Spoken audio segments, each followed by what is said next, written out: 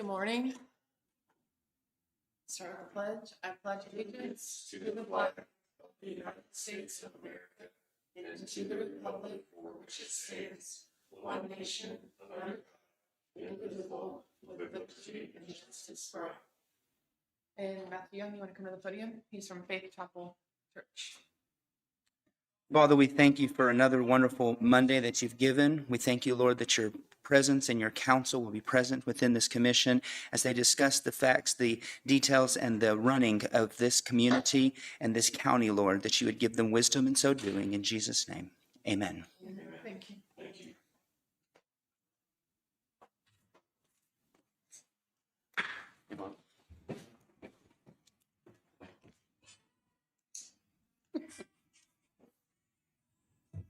Yes.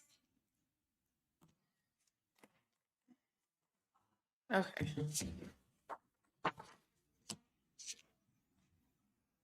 All right, approval of the minutes from the previous meeting. I'll make a motion that we approve the minutes as written. I'll second that. It's been moved and seconded. Any further discussion? All in favor, say aye. Aye. Aye.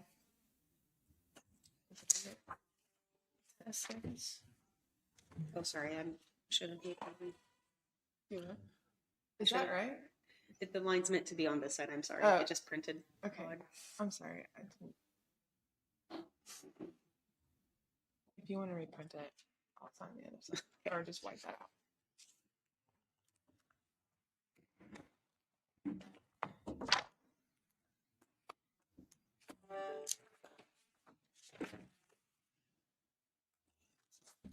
I'll make a motion that we approve the claims in the amount of $262,450.26. I'll second. It's been moved and seconded. Any further discussion? All in favor, say aye. Aye. And we do have, Adds and abates. yeah. Okay. Orders 2024-270 and 271 for a total refund of $164.16. I make a motion that we approve adds and abates 2024-270 and 271 for a total refund of $164.16. I'll second. It's been moved and seconded. Any further discussion? All in favor, say aye. Aye. Aye.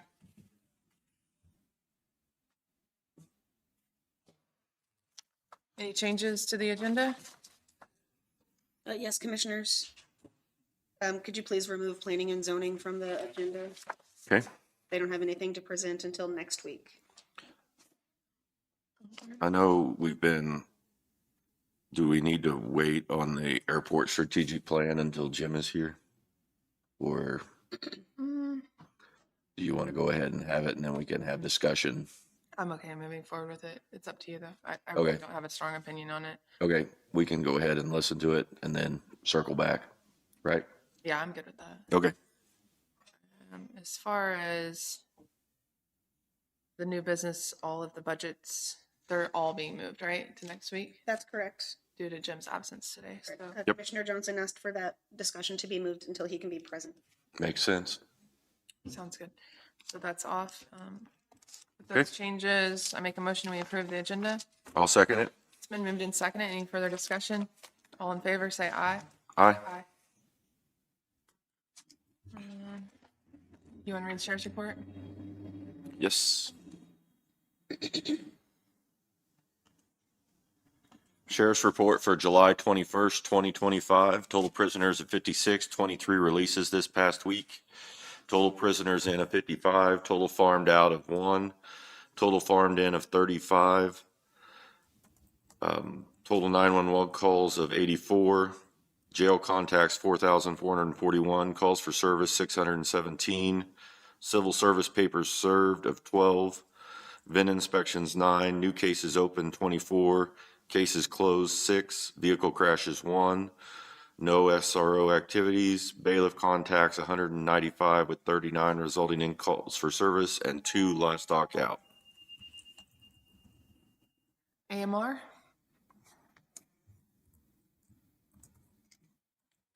Good morning, Don Brooks with AMR. I have a monthly report for July 1 through 20. Blue Mound had 12 calls, 4 transports. Centerville, 2 calls, 1 transport.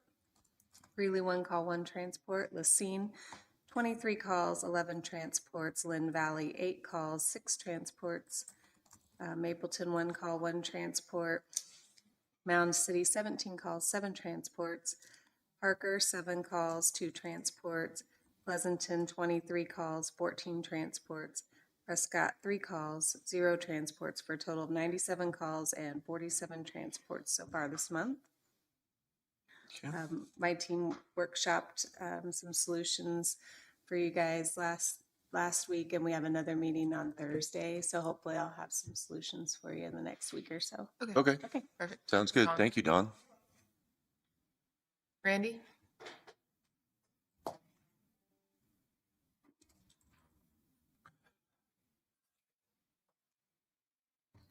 Good morning, Commissioners. Randy Hegwald, Linn County Emergency Management and Rural Fire.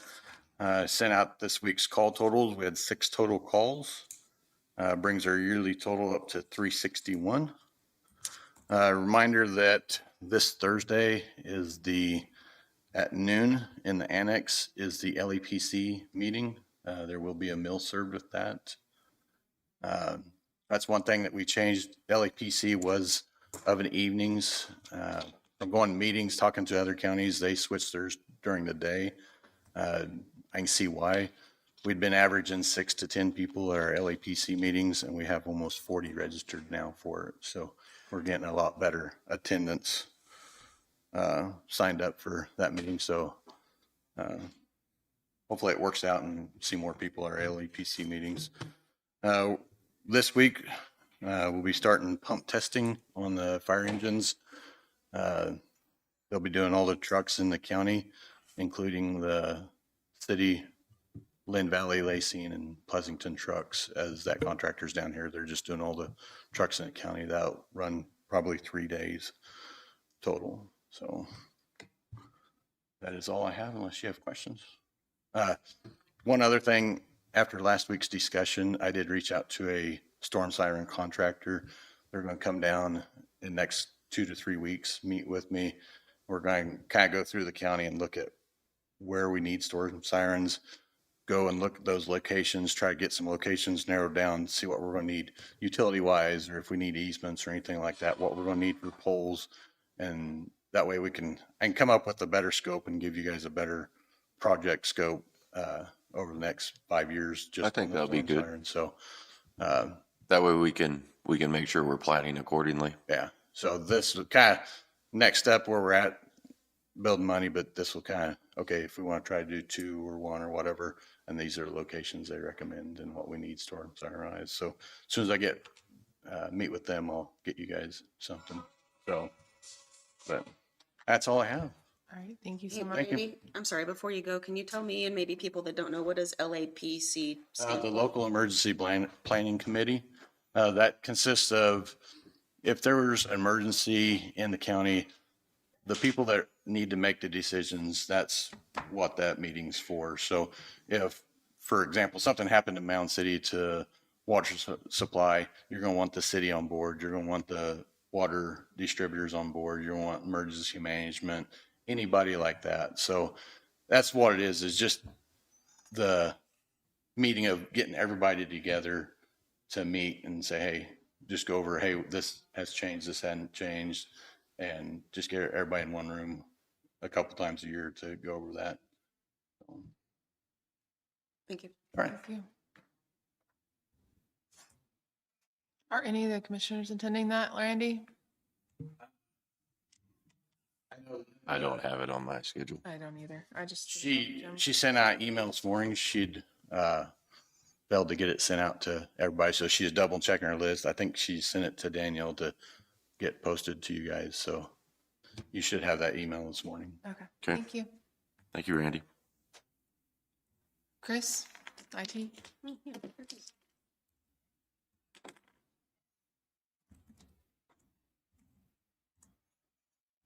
Good morning. Good morning. Chris Martin, Linn County IT Director, here for a monthly update.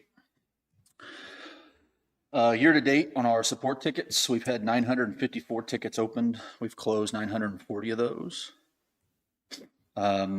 Weather stations, we have 4 weather stations around the county. Had them for a bit. We've piped them in for dispatch and other functions, but we have now put those online through what's called the Citizen Weather Observation Program, which then turns around and feeds that to NOAA, the National Weather Service, FAA, any kind of entity, or the public. So they can see the wind and rain stats and all that stuff there.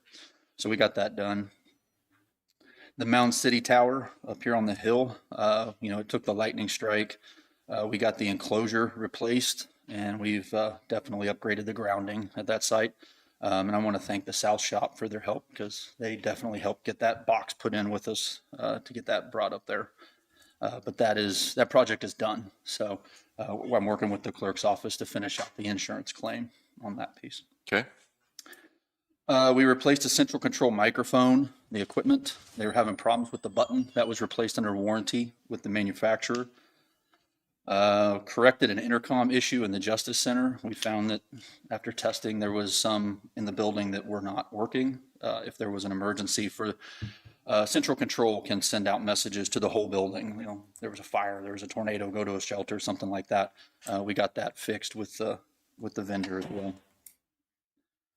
We installed new NCIC fiber circuit, it's supplied by the Kansas Office of Information Technology Services, OTIS. That got installed here 2-3 weeks ago, so that's a good addition for dispatch and the NCIC connections. We corrected a PLC issue with a malfunctioning door lock that was in the booking room. They would try to open the door, said the door was open, door was not open. So we got that fixed in the PLC.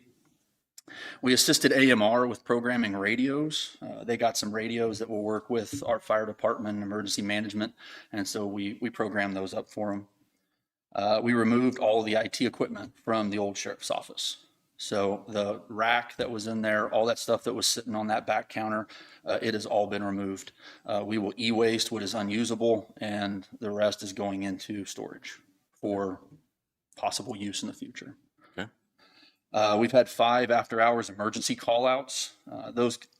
This time, those were mostly weather-related, but there's been a couple that were radio-related. We've set up 2 new computers for departments around the county in the last 30 days. We fixed a smoke purge fan issue at the Justice Center. So if in the jail, the system senses smoke or something like that, there's a system that kicks on these giant fans on the roof that pumps in fresh air and pulls out the other air. It circulates. Obviously inmates can't just evacuate like regular staff. So with that system, we had a problem with one of the fans, and we climbed up on the roof and got that fixed for them. We worked with a HVAC company to identify a loud squealing noise that was coming out of the main air conditioner unit on the Justice Center. They have now identified what that is. The sheriff's office, dealing with the maintenance side, is working on actually getting that taken care of. We fixed a jail pod TV sound issue. We've worked with emergency management on their emergency operations plan for communications and systems. So we went through that plan with Randy and with Linda, and getting all those little details worked out. We temporarily fixed an electrical issue with the main rooftop AC unit. Obviously it's hot out, and there was a main disconnect that broke. The actual disconnect snapped off inside. So we were able to work around that until they could source a new disconnect to put up there. So at least they have air conditioning, because it ran the compressors on that big unit, covers the majority of the building. Again, the sheriff's office is taking care of the actual, fix, but we just wanted to get the equipment run for the staff. We tuned a duplexer for a VHF repeater. We're working on upgrading equipment grounding at all tower sites. Every now and then we get a lightning strike, and obviously the better the grounding is. It's not a guarantee, but it helps. Yeah, it helps a lot. So we're putting in new ground rods at all the sites and making sure everything is grounded as best that we can. We've upgraded firmware in all of the repeater voting systems. So that's every repeater around the county, which has helped the voting on the radios. That part is finally being taken care of.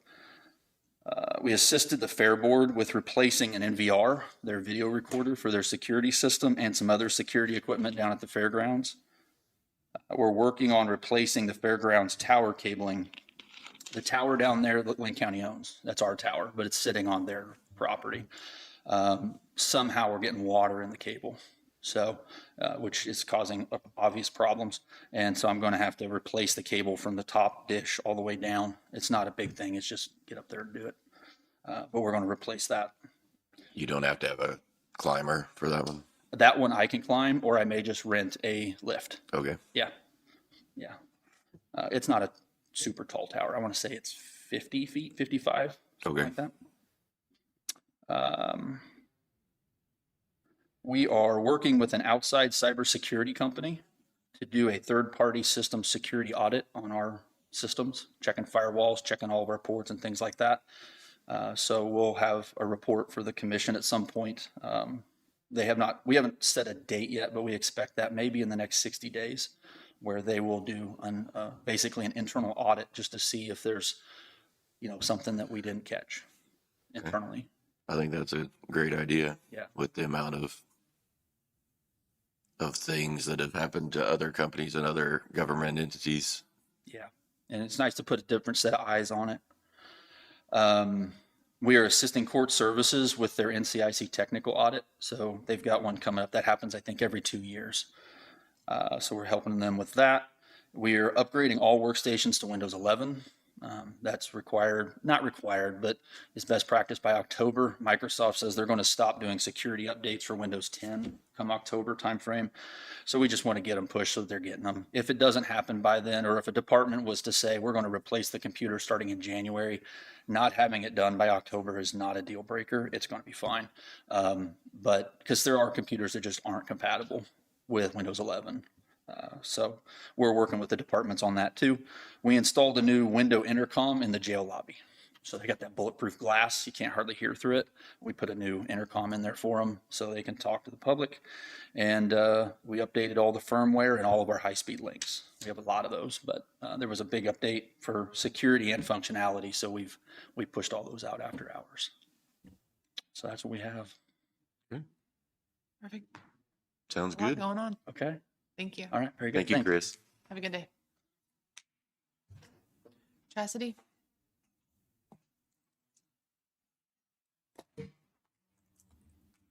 Morning. Morning, Chelsea. Let me get this going while I hand out a couple things too at the same time.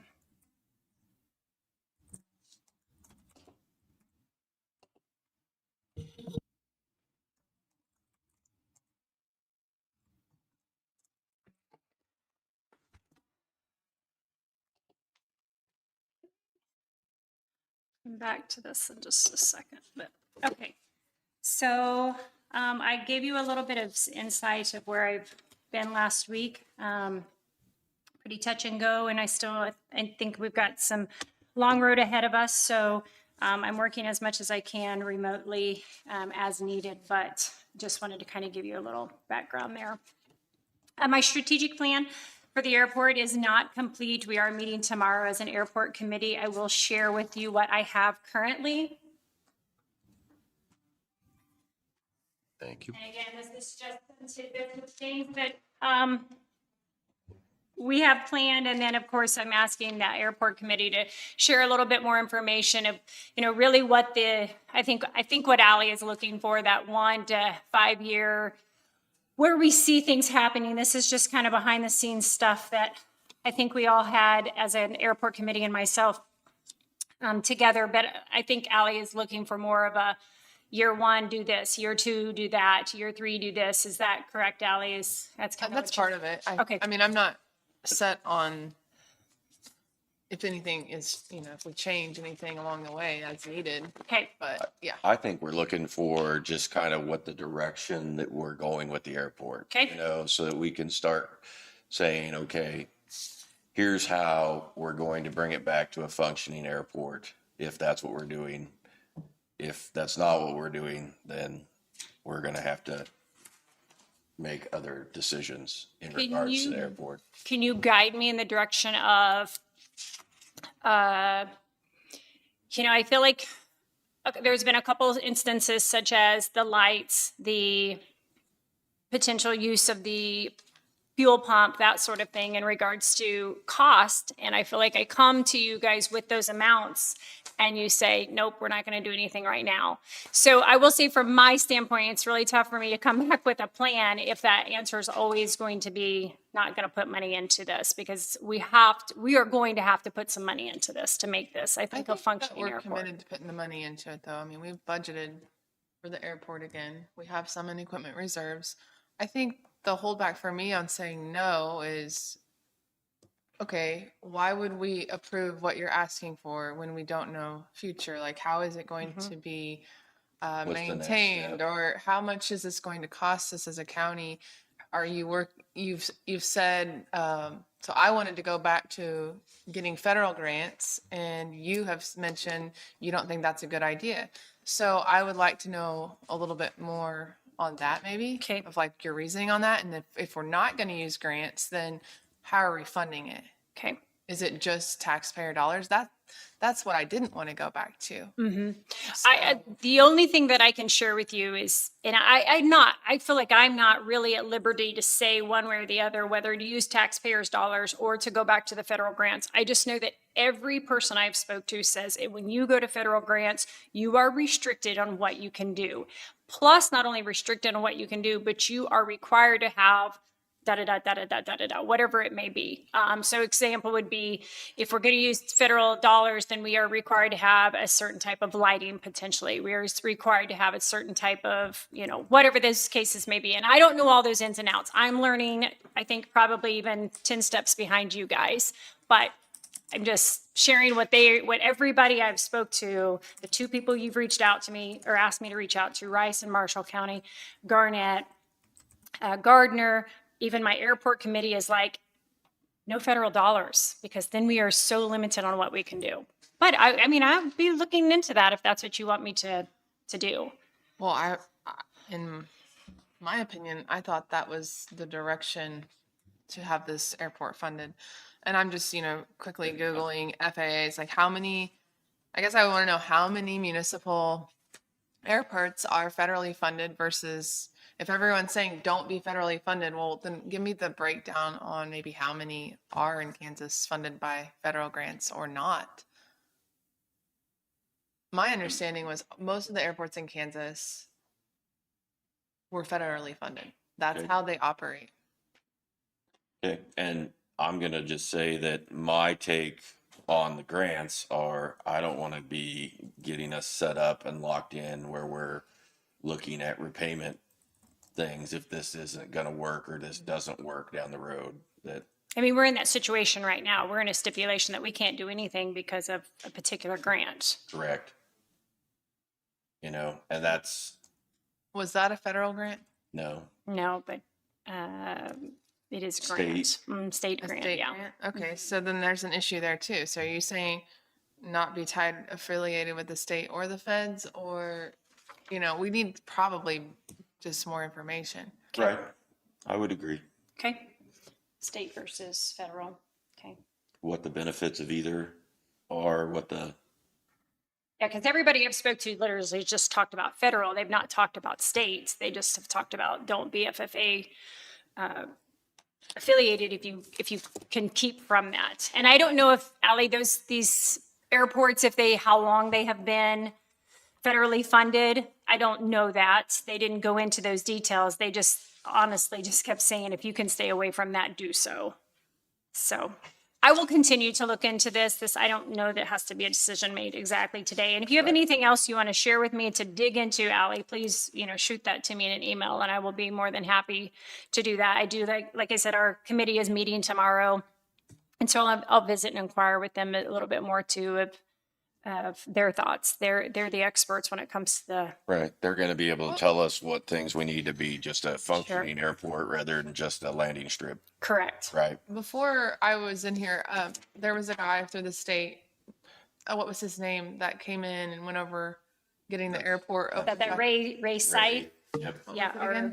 or Ray, SCIF, I think is how you pronounce, or that's how you spell his name, but I don't know how you pronounce it. Yeah, Ray. Would he be SCIF. able to be at these meetings or any of these through Zoom? Possibly. He might be, I mean, when I heard him speak, he sounded very knowledgeable. He is very knowledgeable. He Yes. wanted us to get back open. That was his vision and goal for us to help us. When I visited with him shortly after I started, so this would have been probably January, February timeframe. He's the one that shared that we have these grants, that we are held to a particular standard because we have these grants, and was, all for about same thing, getting our airport up and going. But he didn't really dive into what more he could provide for us. But I think he's there. I think he's available to do that. Okay. I will include him and ask him to potentially meet tomorrow with us or with our next meeting that we're going to have. So I heard your concern about coming in and asking and then something not getting approved. So when I think of like the 1 to 5 year, I see it as we're trying to get open and this is the year we need this approved Sure. to be on track to open in And this is 4 what years. it's Right. going to cost. This Yes. is what it's going to cost So that- total. So that we can then have that conversation so that we are on board, so that we can then, as those things come up, we can approve them. Yeah, and I honestly, I printed this off for something else, but this is like a capital improvement plan that is just what the state uses. And I can go over this after the meeting with you. But in my head, it would be, as a commission, you would put that plan together and a capital improvement plan for 1 to 5 years or whatever we decide. And then we approve that. So then you don't have to question from year 1, 2, and 3. Well, they approved the fuel tank, but I don't know if I'm going to get this approved next year. Like, we're already going to be rolling Working and towards plan that. in motion, and we have it already approved. So And those things are going to allow us to move forward with these things rather than everything getting bogged down at the commission table. Okay. Right? that's what I believe. If we approve the plan, if we set it into motion, we budget for it and everything that way, hopefully you'll lose some of those negative impacts that Okay. have happened in the past. Sure. Okay, I will continue to dig and share this information with the committee tomorrow and see what we can come up with. So I'm asking that I plan to have this whole strategic plan completed. I put on my calendar for August 11th. So, That's fine. And I'll get with you after this meeting on the okay, capital improvement. sounds good. The other thing you had mentioned, and I talked to the STARS program again on this, but incorporating a flight program and aviation school through the STARS program. They are on board with that, and so I just want to make sure that's still think- something we can look into. You mean it's just they're going to be within the STARS program, or do you want them to do something more with me in regards to this? I just That think, they might be using the airport. Sure, okay. yeah, so we yes. might be able to, if we're allowing Have it them to useful. use the facilities, there might be some sort of partnership that we can Okay. do with Fort Scott Community College or whichever college they decide to go with. Right, okay. I think it would be a really good opportunity. I know the airport committee individuals are excited about that connection there. So Awesome. one of our individuals on the committee, I think, is teaching the class. So, I had a text message from Jay Allen on that note saying that things were progressing with Fort Scott's new administration. So I've got a call with him scheduled for later. So I'll have an update hopefully in the next couple of weeks to present as far as STARS. okay, sweet. Okay, just real quick with Civic Plus, that is, we, started our kickoff meeting. We have developed a team and we are working on meeting those deadlines. And going to start meeting in regards to some overall outlook of what this new website's going to look like. Photos are coming in. I put a thing out there on Facebook. Individuals are sending me photos. I'm getting about 1 to 2 emails a week of individuals sending those photos in. And then my goal is to at least share one of those each week, if not 2 of those each week, just on our Facebook page so other people can see those amazing photos too that are being sent in. So tomorrow I mentioned that we have our airport committee meeting. On Thursday, we have our historical society meeting here in the annex. Both of them are 8:30 in the morning. Moving to the Parks and Marina, Sherry is having a hard time getting individuals that had maybe had initially volunteered to help get those docks in the water. So she has reached out to Easy Dock Dealers and is asking to use capital outlay funds. The bid's for $4,500, and she would like to use those funds to be able to get that in as quickly as possible. And I think that gentleman thought he could do that either this week or for sure next week, if that is approved. 4,500? Mm-hmm. We already purchased the parts. Correct. Everything's ready. We've got the demo done. It just needs to get in there. Yep. I don't have a problem with it. I don't either. Let's get it done. Let's get it done. Okay. Yep, You need a motion? probably. Yeah, I was gonna say probably wouldn't hurt. Who's the company? Easy Dock Dealers. Is there a contract? Not initially, but I believe there will be once. I think she just wanted approval so she could move forward with that. So, And yeah. it's coming out of equipment reserve. Yes. I'll make a motion that we approve the purchase or the installation of the docks at the marina for $4,500 to Easy Dock Dealers. I'll second. It's been moved and seconded. Any further discussion? Just had one more comment on that. Can we change it to up to 4,500 or is it for sure 4,500? I think it's 4,500. I think that's just the bid. Yeah. That's Okay. Oh, and I think we need to add in there coming out of equipment reserve. Can we do that? You okay with that, Ellie? Yes, that's fine. Okay. It's been Then- moved. Oh, sorry. sorry. It's been any other discussion? All in favor, say aye. Aye. Aye. Sorry. All right, now I'm No. sorry.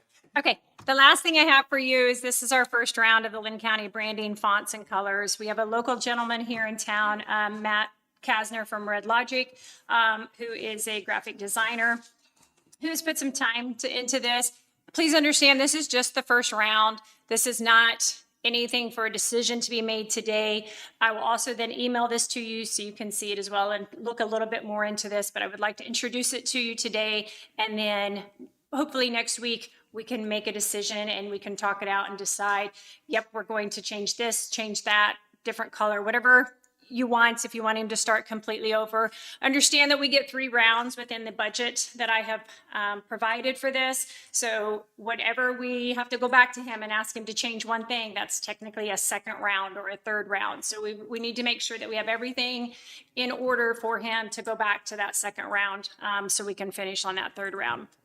So this, first and foremost, he chose the bell tower at the top of our courthouse because it is an icon. These logos will be used moving forward, and they can be and will be printed in small places. So the bell tower will hold up better in those small applications. And I'm talking about like on our letterhead or on a shirt if we wanted to design a shirt type of deal.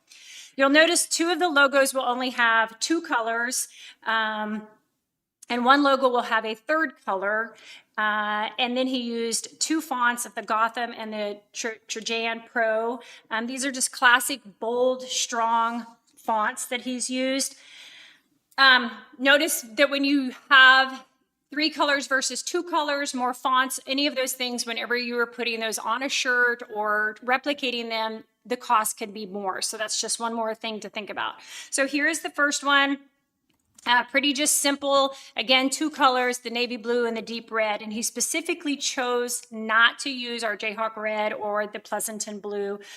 He went with deeper tones because they result in that patriotic combination that helps capture the essence of our national pride. So here's this one. This is just concept number 1. Here's the one that has 3 colors. You can see the gray is a little bit more prevalent there in the bell tower itself. The established 1867 is real light and faint there. And then the third one here is personally my favorite. I like the boldness of the red, the blues. I like the little curved arch there by each side of the bell tower. Again, 2 colors there. Hopefully one of these will catch your eye and maybe even rise above one of the others. We can take pieces from this one, combine it with another one, whatever would, suit your personal liking, and ask him to make some changes there. Like I said, I'm going to send these to you. I'd like for you to take a little bit more look at them on your spare, or in your spare time, I guess. And hopefully next Monday you can say, we don't like this font, I don't like this color scheme, I'd like to see something different, and I can go back to him with that. Please understand we are under a time restraint as well, just for the simple fact this is coincides with our website, and that is a key component to our website that we need to have this part done so they can plug that in where it needs to go in one of our timelines. So, any questions? What's that? I'm sorry. No. What'd you say? Oh, he was asking if I had Oh. feedback. That's my favorite one too. I just think about seeing that on a shirt or the side of the vehicles, or like I said, on the letterhead in itself. But that's just my personal preference. So, anyway, I will send these to you in an email and go from there. I think I had. Oh no, the Vision Zero will be next week, and I think that's it. Anything else for me? I don't. I don't have anything. Okay. Thank you, Chastity. Thanks. Just go off. Or do I have to- oh, there it is. There you go.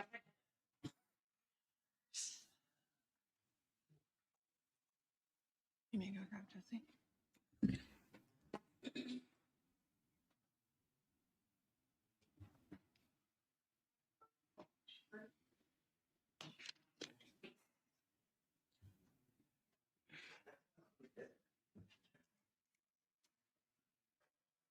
Good morning. Morning, Morning, Commissioners. Jesse. What's the smile for? What's that? What was that look for? You got a lot for us? I have some. Okay. I have we're- some for We're you. ready. First, why Chris is still here. Chris, Martin and I have gone over different communication devices for the road department. The analog radios that we're using in our equipment, the two-way radios, it won't be too long before they're outdated and we've got to replace the repeater on the tower. What Chris did is he went and got some loaner deals, some radios that we can program to put however many channels on them, so we're not walking on each other with certain projects. So we can do like a south shop, north shop, asphalt, different channels on there for our guys to use. We've had these on a trial basis. You've had them for a couple of months now. I've sent them out with the guys on certain projects. They seem to like them. They work really good. They work off of the cell phone system. We've used them over in Centerville and Parker where we have the hardest time with cell phone service. And they've actually done really well over there. The cost of these, they're $395 each.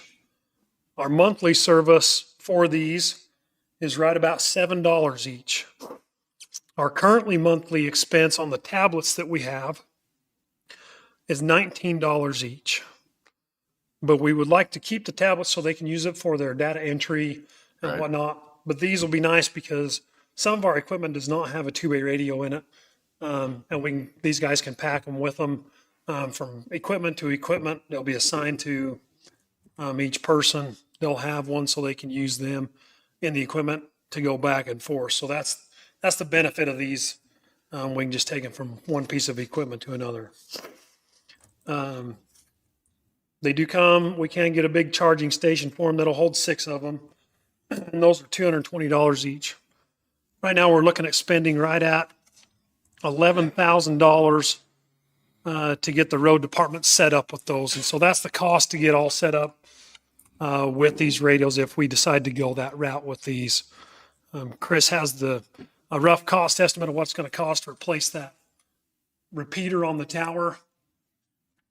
I'm not sure he can tell you how much that's going to cost and where we're standing with that.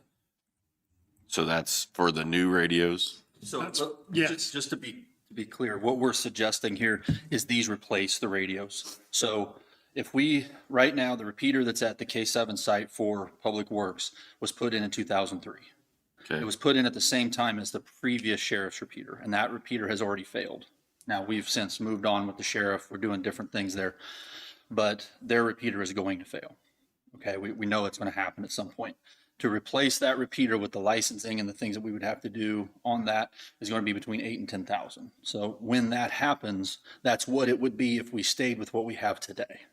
Okay, but if we went with these devices, we wouldn't have to do that at all. Okay, so we would decommission that function. We would actually reuse the antenna and the coax out there for emergency services, but it wouldn't take any budgeted dollars for that project. Okay. With this also, when he said these are $7 a month, that we would do away with the 19.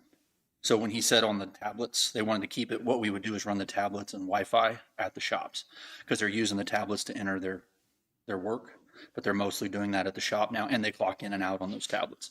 But every shop has Wi-Fi in it, so we would just do away with the 19. Thus, these devices, you would actually have a return on investment in a little less than 3 years. If you just went solely off the $395 price for the device, and these things are built like a tank. They do have a 2-year warranty on them. And the batteries are replaceable back here. So we've had a lot of good feedback from even other places that are using these same devices.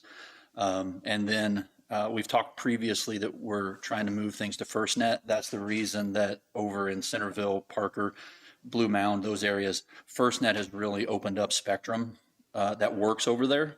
So these devices, if these were on Verizon, they wouldn't work near as good as on FirstNet.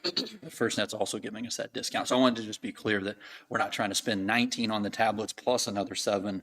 We want to do away with the $19 per month per tablet. And there's 25 tablets to go to $7 per month. So what you're saying is they would be able to still do their input in the field, and then it would upload when They they could, get back? yeah, they could. But what I believe they're mostly doing today is they're coming back to the shop and putting in their input. So Okay. I think they're actually coming back and saying, I grappled this, I did this, and that's how it all then makes it into the system to be Okay. reported against. I believe that's what they're doing today. But you can actually do it in the field. It does work offline if they so chose to do that. But some of the workers, they've expressed to me concerns that they're afraid they're going to break the tablet. I mean, it's a 7-inch device, and they're just afraid that hauling it around in a road grader or something, it's going to fall and crack the screen. And, that's what their concern is. Does that help? I'm sorry. Yes, I kind of hijacked that whole thing. it does help. Yeah. That's a little clearer. Yeah. Yeah. So, and, we have, like he said, nice with these two is that we would assign these to an individual. So we don't have to have a radio in every piece of equipment. A radio is going to run us $600, something like that. They don't need to be encrypted per device. And then you've got to have an antenna on there. And the way a lot of these tractors are built, they don't have a lot of metal. So they don't work that great, or the antennas get all busted off running underneath the trees, things like that. Stuff happens. Whereas with these devices, they can carry it with them. There's also an accessory port on the side. So they could, if they were in a loud environment, like maybe asphalt, they've asked for this before, you can plug in a headset with a microphone and be able to hear while you're operating that kind of equipment. They have a lot of wonderful choices with this that we don't with just regular radios. When are you looking for approval on this? As soon as reasonable. I don't anticipate the repeater to have some issues starting next week or anything. But, we've had these loaners now for a couple of months. If we could, I feel like obviously we could cut the cost. Right now we're paying the 19. We could cut that cost immediately and go back to the 7 per month for these devices and gain the more benefit. And like Jesse said, these run on JPS, which is the system we already use for our cellular push to talk. We can set up and have multiple groups or as many groups as we want. But right now with the one tower site, they're all talking at the same time. So if you have a road grader talking to a dump truck down here on the south end, they're tying up the radio for the north end, or asphalt when they're doing their thing. Only one person can talk on the radio at a time.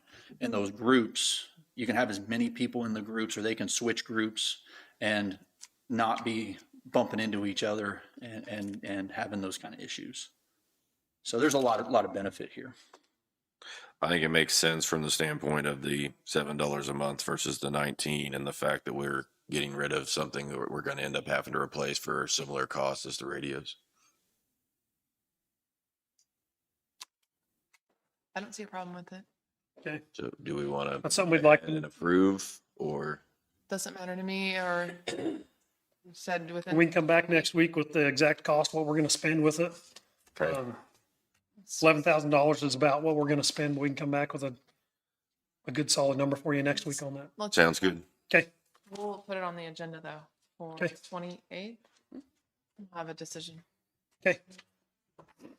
Next thing I have on my list is resolution number 2025-14. This deals with application for utility construction in the road right of way.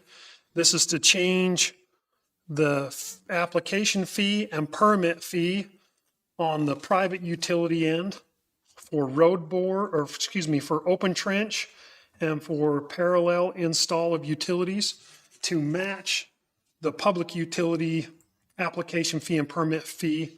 So they will both be $300, $100 for the application fee and permit fee per crossing, and per mile on those to $200.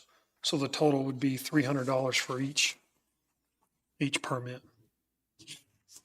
Okay, and you're saying that, because my feeling is that when I thought about this last week, is that in the past, we've left it that way, knowing that we were dealing with just the public instead of a contractor who's doing this on a regular basis. But you're saying that we still have the ability to charge them for damages? Yes, we do. It And is that's, stated is in that there. going to be in the resolution? Where it's already in here, I didn't think we needed to put that in there. It's already in the It is an application fee. application. I did Okay. read through that. The application's pulled up right now. This is currently what we have on the website, and I had mentioned this to Jesse and Chris. I want to have all of the forms that are on our website updated through a PDF fillable form, so where people can actually Type open it this in. up. They don't have to print it. They don't have to. They can do it online. That And would make sense. so I would like to have all 4 of those forms that are currently on the Public Works website. I asked Chris, but someone's gonna have to type that and Yeah, typeset that. Yes. Is that okay? Yes. Okay, I'd like to move forward with that. I think it would be a little. I think it's a more great idea. professional. I can help in any way if you need that, but I would like to move forward with that. I'm okay with changing the fee Fees. schedule. I don't have an issue with that. Okay. Did you want to have the attorney look over and make sure we're covered on this particular application with the concern you just brought up, or? No, Okay. She has reviewed it. Oh, okay. Well, just, I wanted to make sure that we were keeping okay. that ability to pass along those fees. I'll make a motion that we approve resolution 2025-14, which aligns our public and private utilities cost. I'll second. It's been moved and seconded. Any further discussion? All in favor, say aye. Aye. Aye.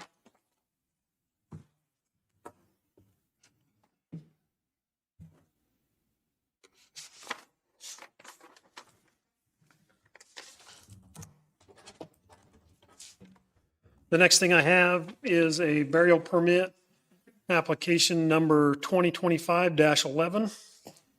This is from Dale Jackson. This will be a private utility crossing 100 Road at the bottom of the county.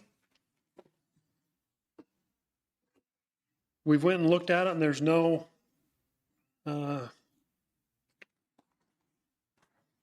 lost the word. Issues, no No conflict. issues with this one down there. Okay. So I'd I'm like to okay have with this it. Are you? approved. I'll make a motion that we approve burial permit 2025-11 for Dale Jackson on 100 Road for a private utility. I'll second it. It's been moved and seconded. Any further discussion? All in favor, say aye. Aye. Aye.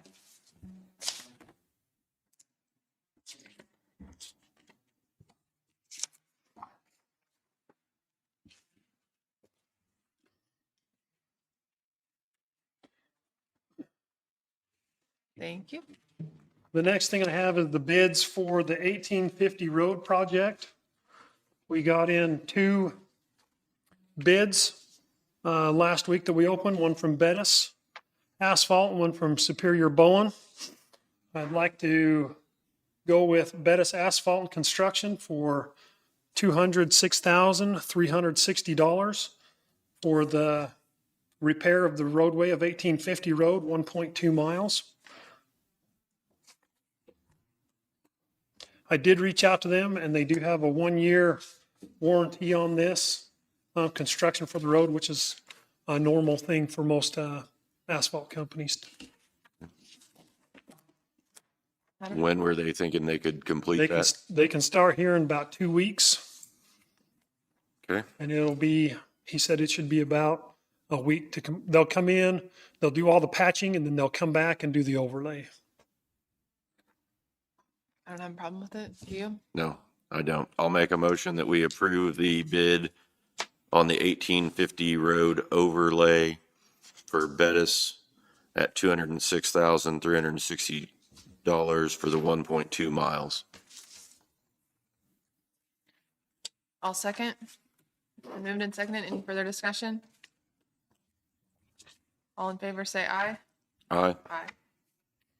Thank you. The last thing I have here is the service agreement that we've discussed with about our CAT equipment.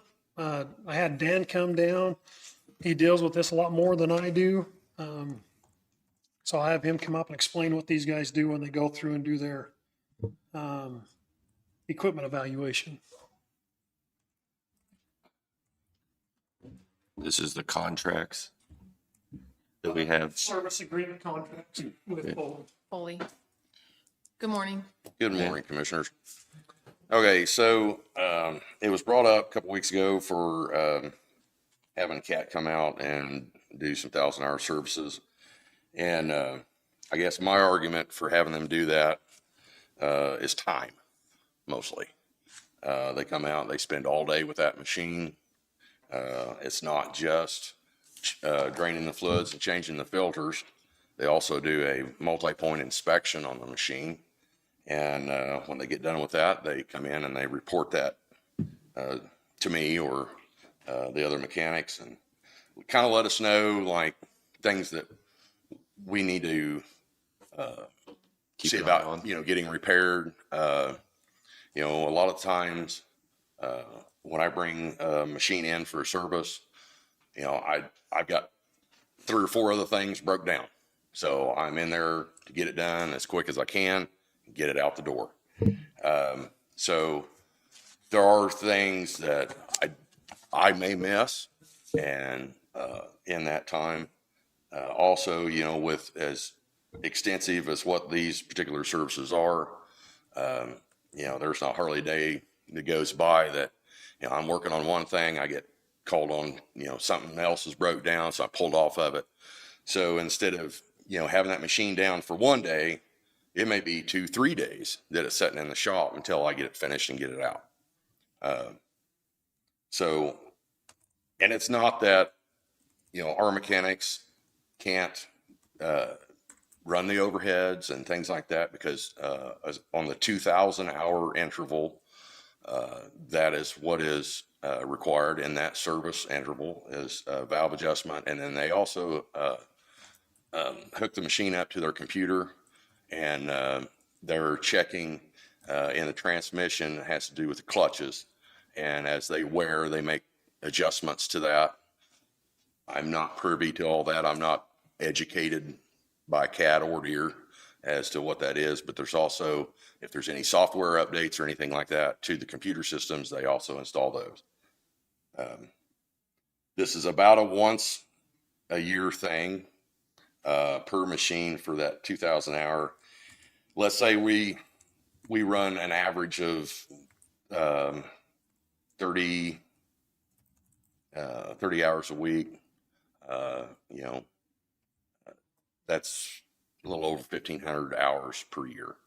And then like I say, on that valve adjustment and the injector adjustments, that is every 2,000. You know, the other thing is we don't have some of the specialty tools for that particular process in our shops. And as far as this service agreement itself that we have set up with the equipment that is still in that those agreements, if you guys would go back and revisit that, I think we had a representative from Foley come in earlier and kind of went over a lot of those numbers and things like that. I know there is a lot of cost savings there. I know it's a huge number up front that you're looking at, but I think if you compare that to what it is to call them out every time, they're not charging us. I know CAT isn't charging us the field service rate. They're charging us the shop rate. So it's like $50 an hour cheaper for them to come out, as long as it's in that agreement. I think there's also some discounts on the filters and floods and things along that line. I spoke to Deere. The way that he explained it to me on theirs, we have 3 of those machines in our fleet. And he just gave me a rough estimate. So if we went in for a 4,000 hour, 36-month agreement, it'd be $19,750. And what that does is that locks in today's rate for the filters and the oil for that time period, whichever one comes first. So the 3 years or the 4,000 hours. Right. Yeah. And I just threw that out there because I don't know how long we're going to keep the machines before they get to a point where, it's costing too much to repair them than what they're actually worth. And on the Foley side, how many machines was that? 3. 3 on that one as well? Yeah, there'll be 3 machines on this fully agreement here. Each one has its own cost for the Mound City shop. Are you saying you've already seen this agreement once? Oh, I did Or when I we thought that approved was it the Dan. first time. oh, okay. So we've already approved this once. Well, but didn't we do these agreements in the past? Yes. Yeah. Every time we buy a new machine, that's in the purchase price. And that's a certain time period. And then when that time period runs out, if we don't renew, we lose those services. So every time a 500-hour service comes up, they send me a kit with the filters and the oil that I need to do that service. And then every 1,000 hour they come out. I haven't seen this one, Okay. but that's what I've seen in the past, Okay. is what I'm saying, is that we've added this on Right. basically everything. And it's, so I mean, this is on, and the graders are $300 and some $1,000 for a new grader. Well, the last quote I got, I think last year was somewhere along those lines. Yeah, 300 to 1,000. Yeah, to replace. So from that perspective, I think it's in our best interest to continue to utilize them to keep these things running as long as we possibly can, with the amount of cost that is associated with those, the replacement of those. So today you're asking for the 19,750? No. Oh, okay. No, that was just What was that, to give you an 3 idea year? what John Deere. 'Cause I thought I had No, that's just 700. an No, idea I what just John Deere's is. spit Okay. that number out for, just to get some Context. quotes. Yeah. Okay. Kind of give us a ballpark of where we would be at. So what are we talking about for this Talking one? about entering the agreement with Foley for 3 of our graders here in Mound City for their service agreements. The service agreement on our 120 MQ would be $1396.65. On our 140M, $1504.90. And on our 12H, it would be $1313.95. And that's per year. Yes. And so That's a yearly renewal. So I had spoke with Dan last week or the week before, but I have a question on the budget on the line items, I mean, we kind of talked about this in the future. Why do we not have them put those contractual agreements into their budget as, Contractual reoccurring. well, I just don't know. Yeah. Why do they have to come in and ask every time, but other departments? I think part of Why it do you do is some of the other departments are elected officials too, that are building these into their things that way. Whereas these guys are answering to us as the elected officials. Yeah, I just think there are other departments like IT or, economic development. There are contractual line items that we don't see what exactly it was laid out to be, but I don't have a problem moving forward with this particular Foley. Okay. So, So do you have a total on that for the 1 year? I You want me to add it up? wanted to read them, so I can read it separately if you want. That's fine. I'll make a motion, we go into a contract with Foley for the 120M grader at $1396.65, the 140M grader at $1504.90, and the 12H at $1313.95 For 1 year. for a 1-year contract. That's my motion. I'll second it. It's been moved and seconded. Any further discussion? Yes, did I get the numbers right? You did good. Okay, You had what I had wrote down. okay. All in favor, say aye. Aye. Aye, Thank you. Thank you, guys. thank you. And then on the John Deere side of it, do you want me to reach out and get some actual final numbers on that, or what's your thoughts on? How old are those? The two I have in the North District, they'll be 10,000 hours both here within the next year. And what can we realistically expect out of these machines? Is that half-life? Is that?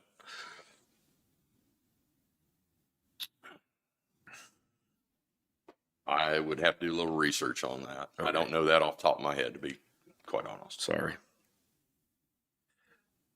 Okay, and those numbers were for 3 years, so it was $44,215.50 was the total for Foley.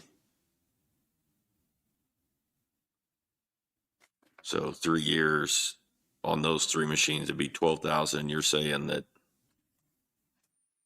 19,750? I think you run that on a individual machine, so that would be, I will go back and verify that, but I think that's how you run that, so that would be that 19,000 times 3. But maybe not. Okay. That's like I say, that's So I'm getting way out probably there. So, I'm probably not interested in the Right. 60,000. but let me go back and double check that. Are you okay with that? I'm okay with him looking into that, yeah. Okay, Okay. Daniel, that'll be fine. All right. Thank you. Thank you. The Parker compactor, we installed a new hydraulic pump on that up there this last week. We'll be changing that box out on Thursday. So we'll know how it's doing with the tonnage that we get out of that box come on Thursday. It did sound a lot better when we put the pump on, seemed to work a little better. So we're keeping an eye on that. I met with Terracon Thursday morning about the landfill with our vertical expansion going on out there. I would like to move forward with looking for contractors with that agreement that I had sent out a little while ago that they had put together, which is pretty standard contract that they put out. I'd like to move forward with that and get that published and going so we can get that taken care of. I think we should as well. I'm okay with that. Do we need to do a motion to put that out, or? There previously has been. I don't think so. There previously has been, in the past, you're saying we've done a motion. A motion to accept to go out for RFP. Okay, I'll make a motion that we go out for RFP on the vertical expansion for the C&D landfill. I'll second. Been moved and seconded. Any further discussion? All in favor, say aye. Aye. Aye. Thank you. That's all I have unless you have anything else for me. I'm just reading through your notes. Would you like to ask us to go out for full-time maintenance? I'd like to hire another full-time maintenance personnel for the maintenance department. And I do think, we have that in I the was gonna say, budget? I don't know if we have it in the budget. I don't know if we have that in the budget. I need to get with Danielle, sit down and go over some numbers and Okay. see where we're sitting. Yeah. I think we need to either, if that's the route we're going, we need to have it in there and be prepared from that standpoint. Right? So that we're getting it into next year's budget. We're seeing what ramifications it's going to have on this year's budget, whether we can squeeze it in there or not for the remainder of the year, so that we're not having to adjust budgets. I would like to know that before Yep. next week. Before Monday. Okay. Just bring it back up next week. Yep. Okay, unless you have anything else for me, that's all I've got. They got you. Okay. Thanks. Thank you. Thank you, Jesse. Have a good day. We'll open up for public comment. Citizen desiring to speak on an item not presented on the agenda may do so at this time. Discussion is limited to 5 minutes and the commission will not take action. Items introduced under public comment may become agenda items for a later date or time. Good morning. Good morning, Jan Longnecker.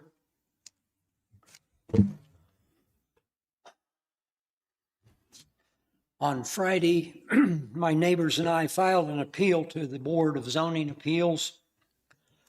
We are appealing the approval on April the 17th of 2 building permits for the Sunshine Meadow subdivision. Those are the 2 permits that we were approved on April 17th and revealed to us on July the 8th. That is, even though there were open records requests on March 31st, May 19th, and June 23rd, and a reply to our initial open records request on April 18th that said there were no building permits or building permit applications. Misconduct in providing public records in a timely manner as required by KSA 45218, Kansas Open Records Act, justifies the filing of the appeal. Also on Friday, those of us that had appealed the earlier building permit, which we had accidentally found out about and had appealed, we received a letter from Zoning Director Ben Sousa stating, quote, "The only person that can appeal for a building permit is the person that submits the building permit per Linn County zoning regulations." End quote. He then quotes the section in Article 21 of the zoning regulations, which allows building permit applicants to appeal a denial. And while it's a true statement, if you don't get a building permit, you have that right of appeal. That's completely irrelevant to this situation, has nothing to do with our ability to appeal. Article 19 of the zoning regulations, the article covers appeals. 19-201 in the zoning regulations says the Board of Zoning Appeals shall have the power to hear and decide appeals where it is alleged there is an error in any order, requirement, decision, or determination made by the zoning administrator in the enforcement of these regulations. Part of the enforcement of these regulations is the requirement that you have a building permit. We allege that there was an error in the order, the requirement, the decision, and the determination to issue building permits for Sunshine Meadow. Won't your attorney be taking this stuff up? While we do have an attorney, we have the right to sue in district court It is unfair to us as citizens to rely on legal means to correct what this board has the ability to correct. While they were looking up areas of the zoning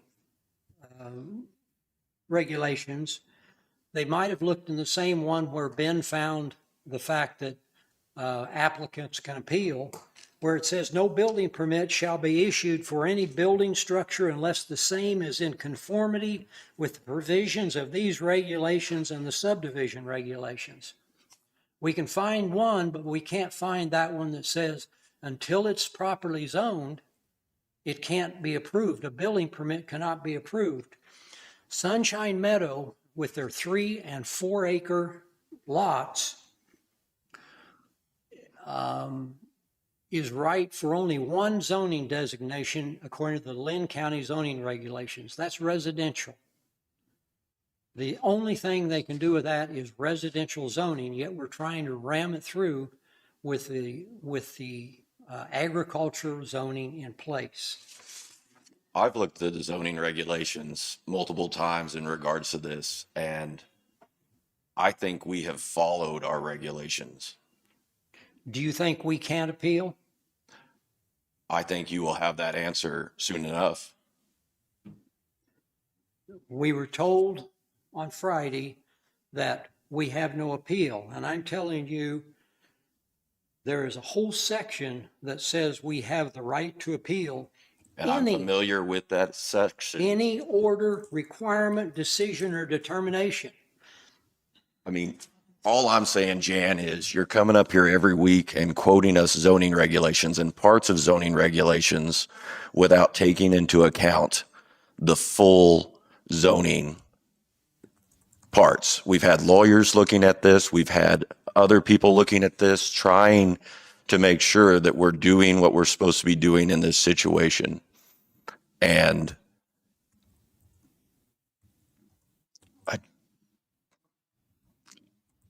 I'm siding with them on what they're telling me because that's what I see as well. And that's what I'm telling you. So Yeah. I appreciate the fact that you'll at least comment. That's the first time since I've been up here that anyone would even comment on this. At least you're engaging. Thank you.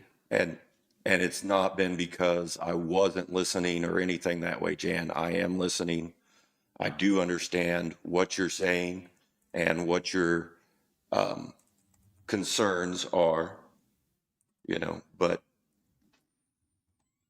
We've also been advised not to respond, so we're trying to help you, and we've all done our own research. yep. So thank you for your comment. The last statement I will make is the letter which we received on Friday is a decision or determination made by the zoning administrator that is appealable to the Board of Zoning Appeals. Within the next day or two, we will be appealing that letter to the Board of Zoning Appeals. Okay. Okay, Thank you, Jan. thank you. Any other comments? Public comment? No? We'll close public comment. Shay still on the schedule? Can we take a 5-minute recess? I'm gonna make a motion, we take a 5-minute recess. I'll second it. It's been moved and seconded. Any further discussion? All in favor, say aye. Aye. We'll return at 10:19.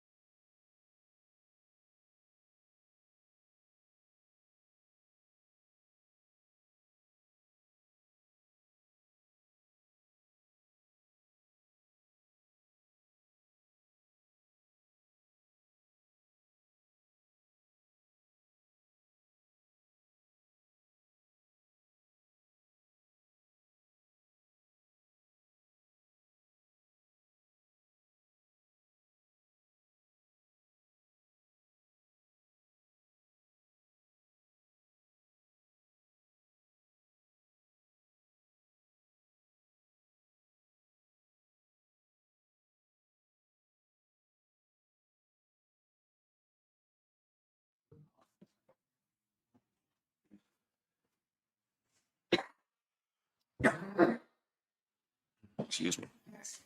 Need another Pepsi? Hmm? Do you need another Pepsi? I've still got half. I hope we can make it through the meeting on that half. Shay with Lake Region Solid Waste Authority. Good morning. How are you Hi, today? Shay. Good, thank you. Okay. I was asked to come and discuss two issues Sorry, with can you you address guys. yourself? Sorry, Shay Handysack. I'm the regional coordinator for the Lake Region Solid Waste Authority, of which Linn County is one of 7 members. So one of the things that we do every year is provide an outline of our budget proposal. We used to do it in, I think just historically, it was done in October, our last meeting, our last quarterly meeting of the year. And then we would prepare for our next budget for the following year. And then we would just provide an outline to the counties. And then in discussion as a group, we thought, well, maybe what we should be doing is moving it to earlier in the year so that it lines up with the budget process. What we have is actually typically our budget item is a line item under the solid waste. So what we're providing is not necessarily approval per se, as more of an information to be able to demonstrate that our authorization, our group is fiscally responsible, that this is how we manage our budget. These are the things that we're focused on and how we're spending it. And then grants we've received and things like that. So it's just a demonstration and a breakdown for everyone to see. But we wanted to align it with the budget process. And a lot of what you do for us is the grants, the broader picture. Compliance as well, so that you as a county don't have to do the compliance reporting part of it. It has gone through us as a group. Collectively, it benefits each counties because then you don't have to come up with your own solid waste management committee. And you don't have to have meetings and you don't have to come up with specific goals for your county. When you're collective as a group, we do that and it makes it a little bit easier. I manage the meetings. You have to send a representative versus finding a full collective within your entire county. Correct. It's just a lot of benefits for you to not have to have an assigned person to do all of those, because typically that falls on top of somebody else's regular duties. And it's just kind of an agreement. We've been doing this since 95 was the original group. And then last year was when we added Shawnee County into our group. We expanded and added the 7th county. So really what it is, I think it kind of threw people off a little bit because we've now added in prior to the budget review process. Versus it used to be October, I'd send it out. And then part of the problems I ran into was trying to get it back and signed before the end of the year. And it was just kind of we just rethought it and said, hey, let's do it this way. So our annual meeting is in April. At that point in time, we set our budget and then we submit it in May, typically along with the invoice for this year's dues. We submitted kind of along the same times to say, this is this year's dues that were paid, and then here is next year's budget, which then you can put in as part of consideration when you're looking at your solid waste management budget. So when somebody asks, why are we paying this, you know exactly what the breakdown is for that. Who is our representative now? Is it Jesse or Jess? But that's actually the second item that I was here for today as well, because we had been in the process of trying to assign, we had 2 seats. Usually you have 2 representatives and then an alternate that is appointed. And it was Sean West and Al Doan. And then when Jessica left, she was economic development, she left. We were looking to assign a new alternate. And we had Johnny Taylor we made the request that he be considered the alternate. But now we're apparently at the point where we need to move. Johnny has attended 2 meetings, so he has continued to represent Linn County, and that was great. And he came to our meeting, which was just last week, and told us that there's been another change. So what we're looking for now would be it would make sense to move Johnny up into one of those seats. And then we would need from you is a second person, so second seat, and then another alternate. And Noxious Weed makes sense because in a lot of other counties, Noxious Weed is one of the people who's on there because typically they're dealing with chemicals and then they have a tie-in with household hazardous waste. So it kind of makes that connection. I don't know that Johnny's familiar with household hazardous waste, but that is something that we've used. People Noxious Weed is from our other counties. Absolutely. We have people from economic development. We have, of course, people who are in the solid waste category. We actually just have one that is land. One of our alternatives was land development, maybe was her title. I apologize. She just joined as an alternate from another county. So we do have turnover every once in a while in counties. So it's a pretty typical process. It's just this one, we were going one way and now we're going in another direction. So we really need 2 appointments from you if you're willing to keep Johnny in that seat. And I think we are from right now, but we'll be having changes. We need to probably, When do you As- know? as we hire the position permanently, I think we'll be putting that person I would on agree. here Yeah, I would agree. as our first It makes seat, sense. Yeah. and then have Johnny possibly as our second seat, and then have our new landfill manager as another alternate or something along those lines. Or you can rearrange it however you want. It would be nice. We meet quarterly, so, our next meeting is not going to be until October anyway. Okay. So if we could have it before that so that we would know who to expect to attend to this meeting, and that way I could maybe send them some information or get them up to speed as to what's expected of them. Can you set a reminder for us so that after we hire the public works admin, that we're making this appointment so that we can take care of that, Danielle? And I'm not super picky about it being formalized. If it's just an email from the clerk that says we've elected this person or we've appointed these people, or if it's just the minutes, that's fine as well. It doesn't have to be a proclamation or any kind of official document signed to them, unless you want to give them a certificate that says congratulations, welcome to our group, but not required. I just put it on August 11th. I do have the one concern while you're processing this would be we submit an annual household hazardous waste report. So that would be something that our group was very, I guess if we were to say there's the one ding ding, let's make sure that household hazardous waste has to be done by somebody who has the proper training to do so. I was going to contact the state and ask them, okay, what are you running? Because they do annual meetings or annual training that they offer, because typically it's 24 hours as the first training, and then you just do an 8-hour refresher every year. But it would be interesting to make sure, because you can't be running your household hazardous waste program without somebody who's trained in the management of that. So that would be something that you definitely want to be able to get on top of, whether you contract that out temporarily to somebody to come in and do your inspections or do that. But that's also something that we collect the information annually to submit to the state. All of the different counties submit to me, and then we collectively submit it as the Lake region to the state. So that's information that needs to be kept track of. And then we do an annual update of our solid waste management plan that I learned in my first year. Don't wait for the 5-year review. Get the information annually, because 5 years is a long time to go back and try and find information, especially if people change jobs in that time frame. So typically we do an annual update of our plan, which includes the data. So that would be solid waste data and things like that. So those are just 2 things that we say, like, please, keep on track of. Or if you need contact information for other county members. So if you're like, we legitimately don't know what we need to do for this position, or what would the qualifications be? What do we need to make sure we keep track of until we hire someone? Then they have all said, like, please, you can reach out and ask them questions. They're more than willing to give you some feedback or let you know what are some of the important criteria that need to be done or maintained until you find that person and get them trained in that position. Okay. Did you have any issues with the budget?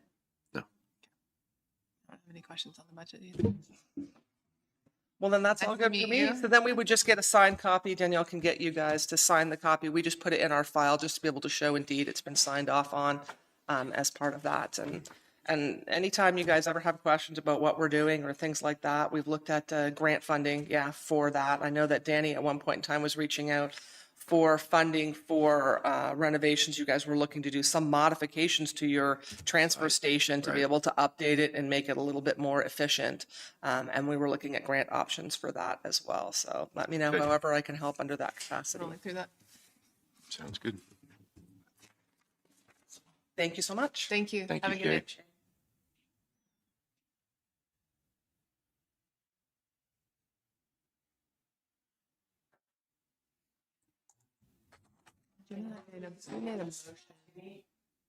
Yes, I will. Okay, so Do you want to make a motion? I'll make a motion that we approve the 2026 budget proposal from the Lake Region Solid Waste Authority and allow the chair to sign. I'll second. It's been moved and seconded. Any further discussion? All in favor, say aye. Aye. Aye. Thank you, Shay. Thanks, Shay.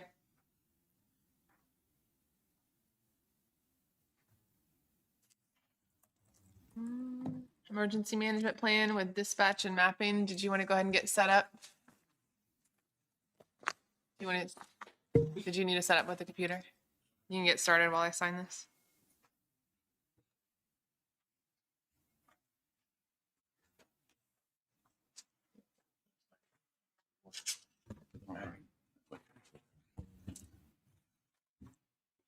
There wasn't a place to really sign it.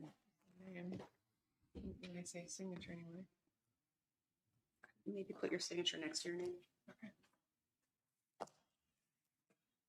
I said chair to sign. Well, it didn't say. There's no signature line. It's reading it. We got it.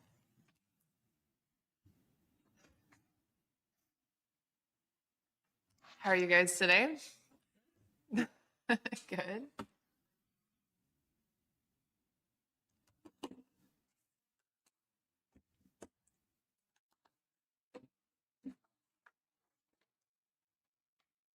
Did I disconnect? Is it working for you? Yep. Okay. Just wanted to show, Jason, before you start, can you each please introduce yourselves? yes, Jason Parker, GIS mapping administrator. Lori Fox, Supervisor, Communications, Sheriff's Office. Randy Hagwell, Linn County Emergency Management and Rural Fire. Just wanted to show, I worked on it's called a GIS story map for like road closures. So it's a map on the right-hand side. Left-hand side, it shows what highway, includes pictures, just a little blurb on what road closure it is. You scroll down, you can actually click on the road closure to zoom in to see exactly which section of the road is closed.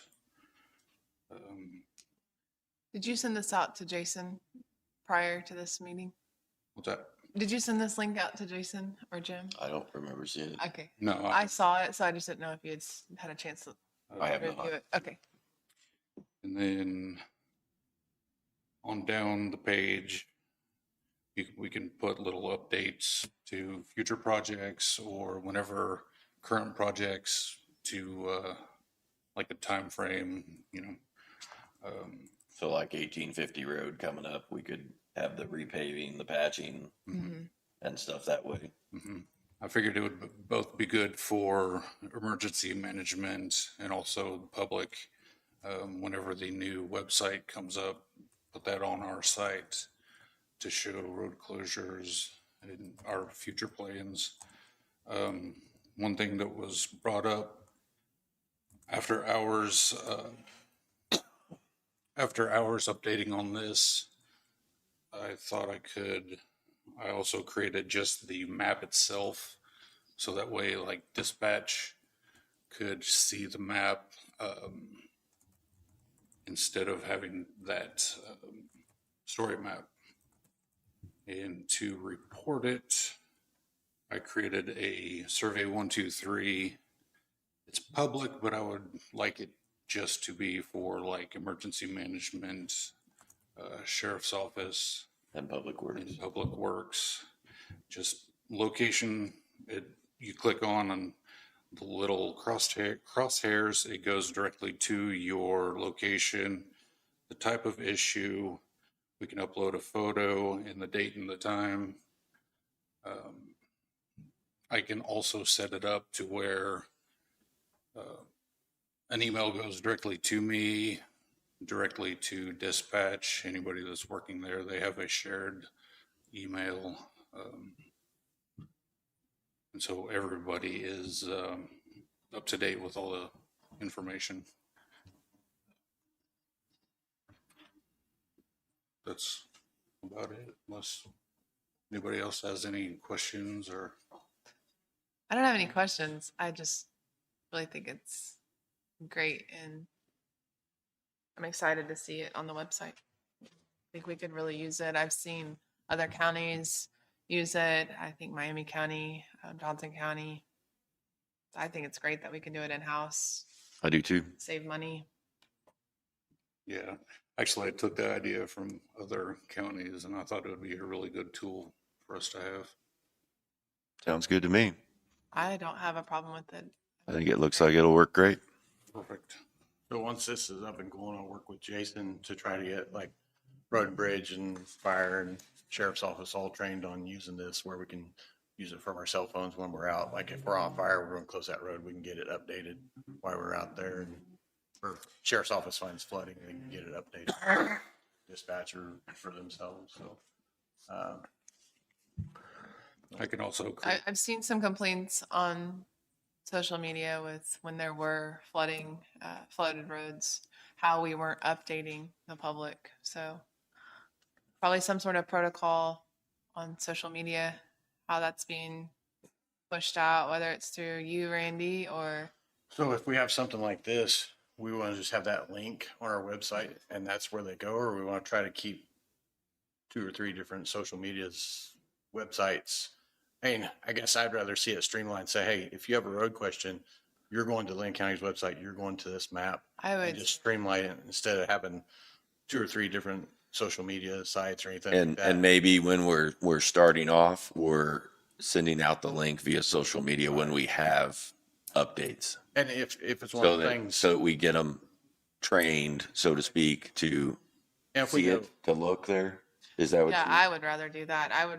I'd rather just stay committed to the website and then social. So media. I'm not talking about posting it on social media. I'm, right. hey, we've updated the website due to flooding. And that's one of those things during like a flooding event, we could push that link out again on our social media, but not to post every road. Correct. Right. So, Correct. but yeah. And I think what we do is we try to use what we have in place, Right. train the people that this is where you need to look. When we have major things that are affecting lots of people, we use that as a resource to train them to go to that site. Yeah. So we'll just leave it up to Jason, and whether we start with the new website and get it live then, and then Yep. we'll start pushing out. So Sounds good to me. cool. What's that? We have a date when it might be ready.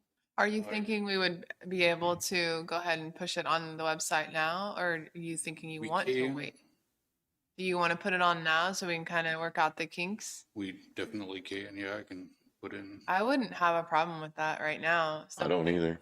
Practice with, getting you the information like with 1850 Road. And figuring out how it's going to work. Like, Do that. I was gonna ask you if you're waiting for, there's one on the website. Yeah. Replace the current one with this. Right. Okay. I would be in favor of that. I don't know what the current one looks like, I guess. I'm going on there right now, so. Oh, under road closure map. Sorry, I'm going on it right now.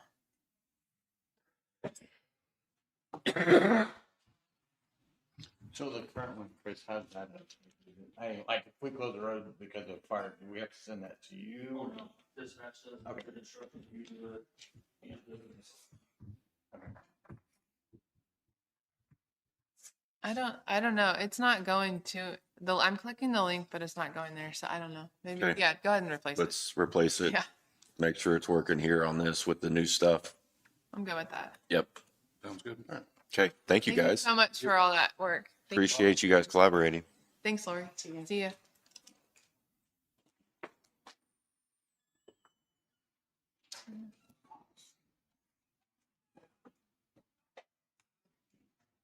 Central Square's set for 11, right? Yes. Okay. Are they meeting us via Zoom or are they coming in person or? We don't have, yeah, go ahead. While we have some time. On June 23rd, I asked you to approve some electors to supervise the destruction of ballots.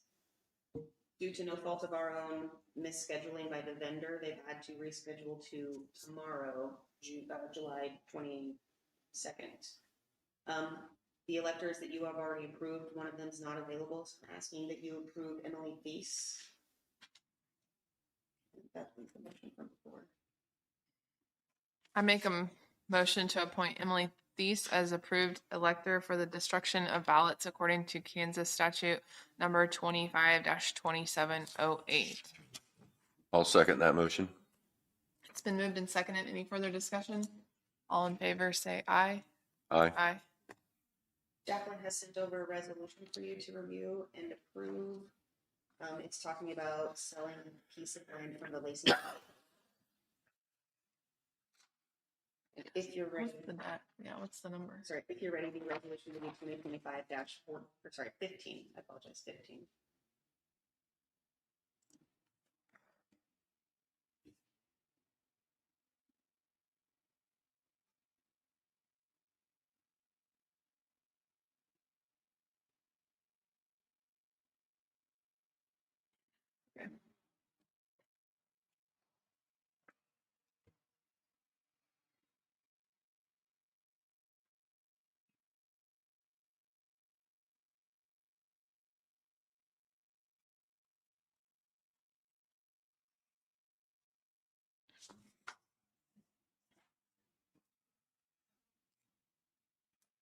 Okay, I'll make a motion that we approve resolution number 2025-15, a resolution to sell certain county property owned real estate by negotiated sale.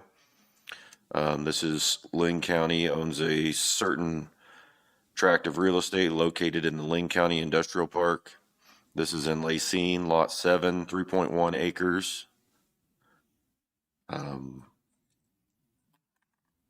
I need to read the whole thing or just? I don't think it's necessary to repeat. So that's what we're doing. So we're selling to a potential business 3.1 acres in the industrial park in Lacey. Do we have to put an amount? It's not in the resolution, I would say it's not necessary. I'll second. It's been moved and seconded. Any further discussion? All in favor, say aye. Aye. Aye.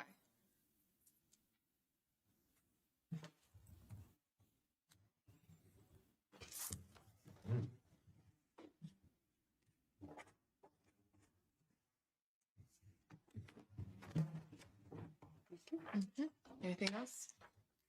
That's all I have. Do you want to go into executive session and discuss Public Works? I thought Jim was wanting us to wait for him. Did you say that? That's correct. Oh, sorry. I think we should wait for him. I think Oh, that's that's fine. I didn't- important. That's fine. I would like to get something taken care of, but I think that's a major development that needs all three of us. Would you like me to see if he's available via phone? Or do you want him to be in person? Let's just recess till the Central Square demo. I'll make a motion that we recess until 11 o'clock for the Central Square demo. I'll second. It's been moved and seconded. Any further discussion? All in favor, say aye. Aye. Aye. Return. At 11. Yep.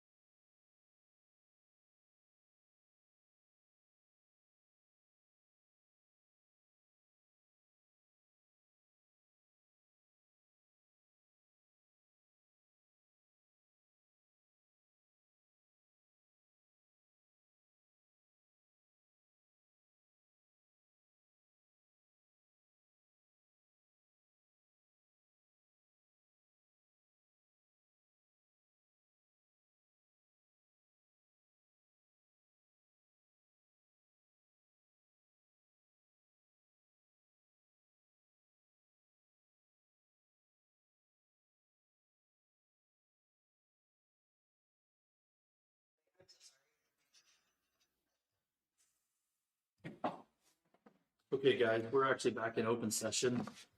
We're here with two commissioners today. One is Allison Hamilton and Jason Hightower, and we've also got the county clerk here. Good morning. Good morning. Morning. We're ready to go when you are. Excellent. Good morning, everyone. This is Vern Olson from Central Square, the account executive for the state of Kansas. And I am joined with my colleague, Jim Conigris, our solutions consultant on our asset management solution. Jim is going to take you through our solution with what we feel is the best of breed for your needs and your accounting and what we've been talking with Chris about in from the previous meeting. So with that said, I'm going to turn this over to Jim and have him do the demonstration for you.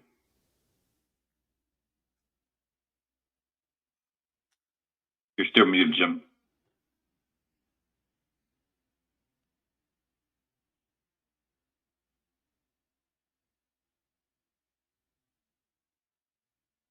Okay. All right. Let me go ahead and share my screen here real quick, and then we'll be good to go. All right. Well, welcome, everyone. My name is Jim. I'll just be running the demo today. And so what I'm going to do is I'm just going to go through some prepared things that I have. Feel free to ask questions as we go through. So if you have any questions or if there's something that you're doing every day throughout your work that you want to see, just go ahead and stop me as I go through the demo. So very, very casual.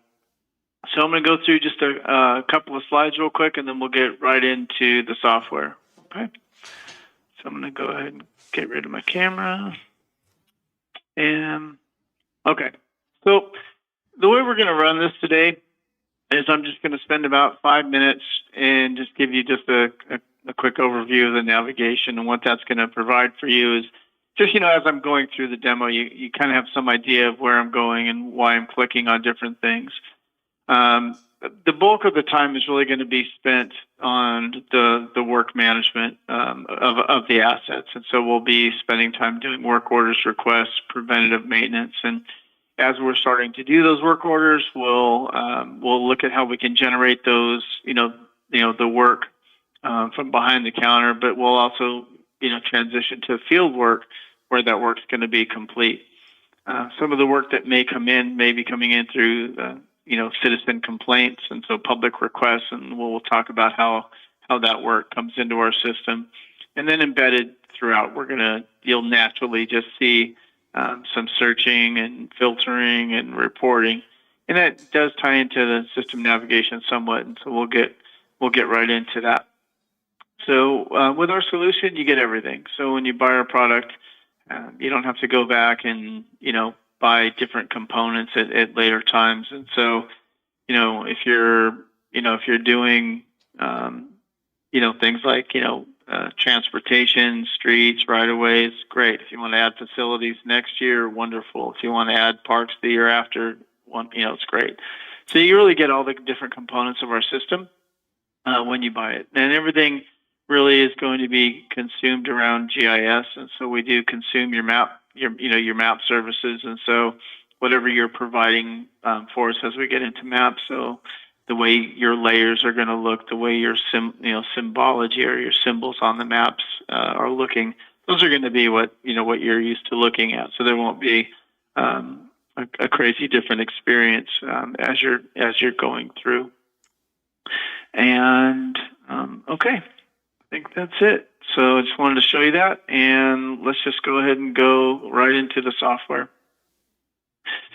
So when you first log into our solution, what's going to happen is based on your role, you're going to be presented with a dashboard. Now, these dashboards can they're really just a series of filters so that you can see work and different kinds of things that might be related to what your job is. And so if you're a supervisor, maybe your concern is just work management. So the requests that are coming in, or work orders, or how they're assigned. So for example, let's say you get some requests that are coming in, well, maybe you're going to prioritize them. So, certain things, are going to have a different priority. So if we do need to assign that work out to a crew immediately, we're going to know.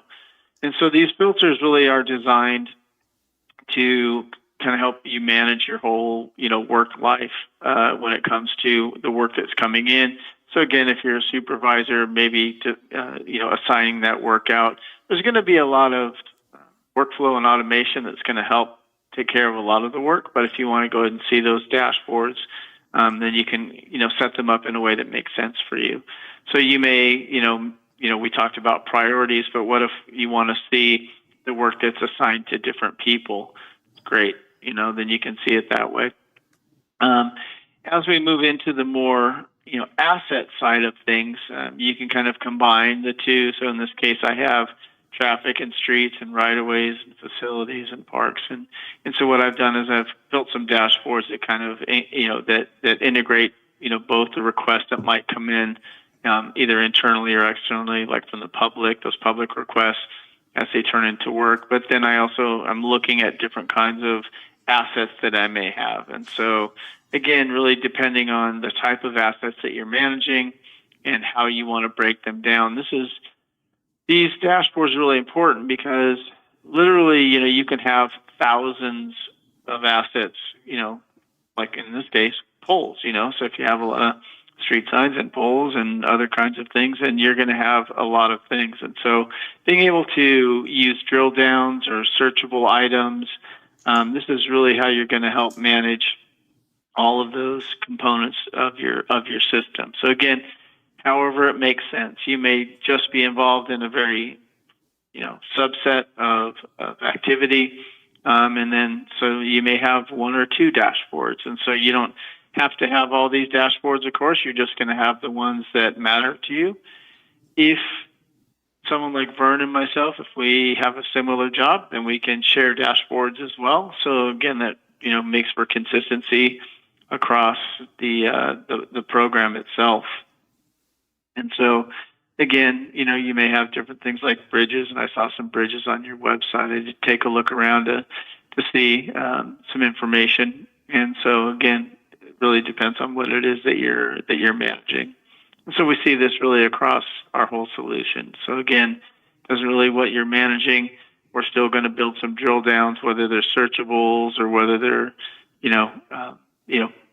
these type of open-ended items where you're going to actually go down and open them up and see everything that's related to those buildings or those facilities, and that's what's going to happen.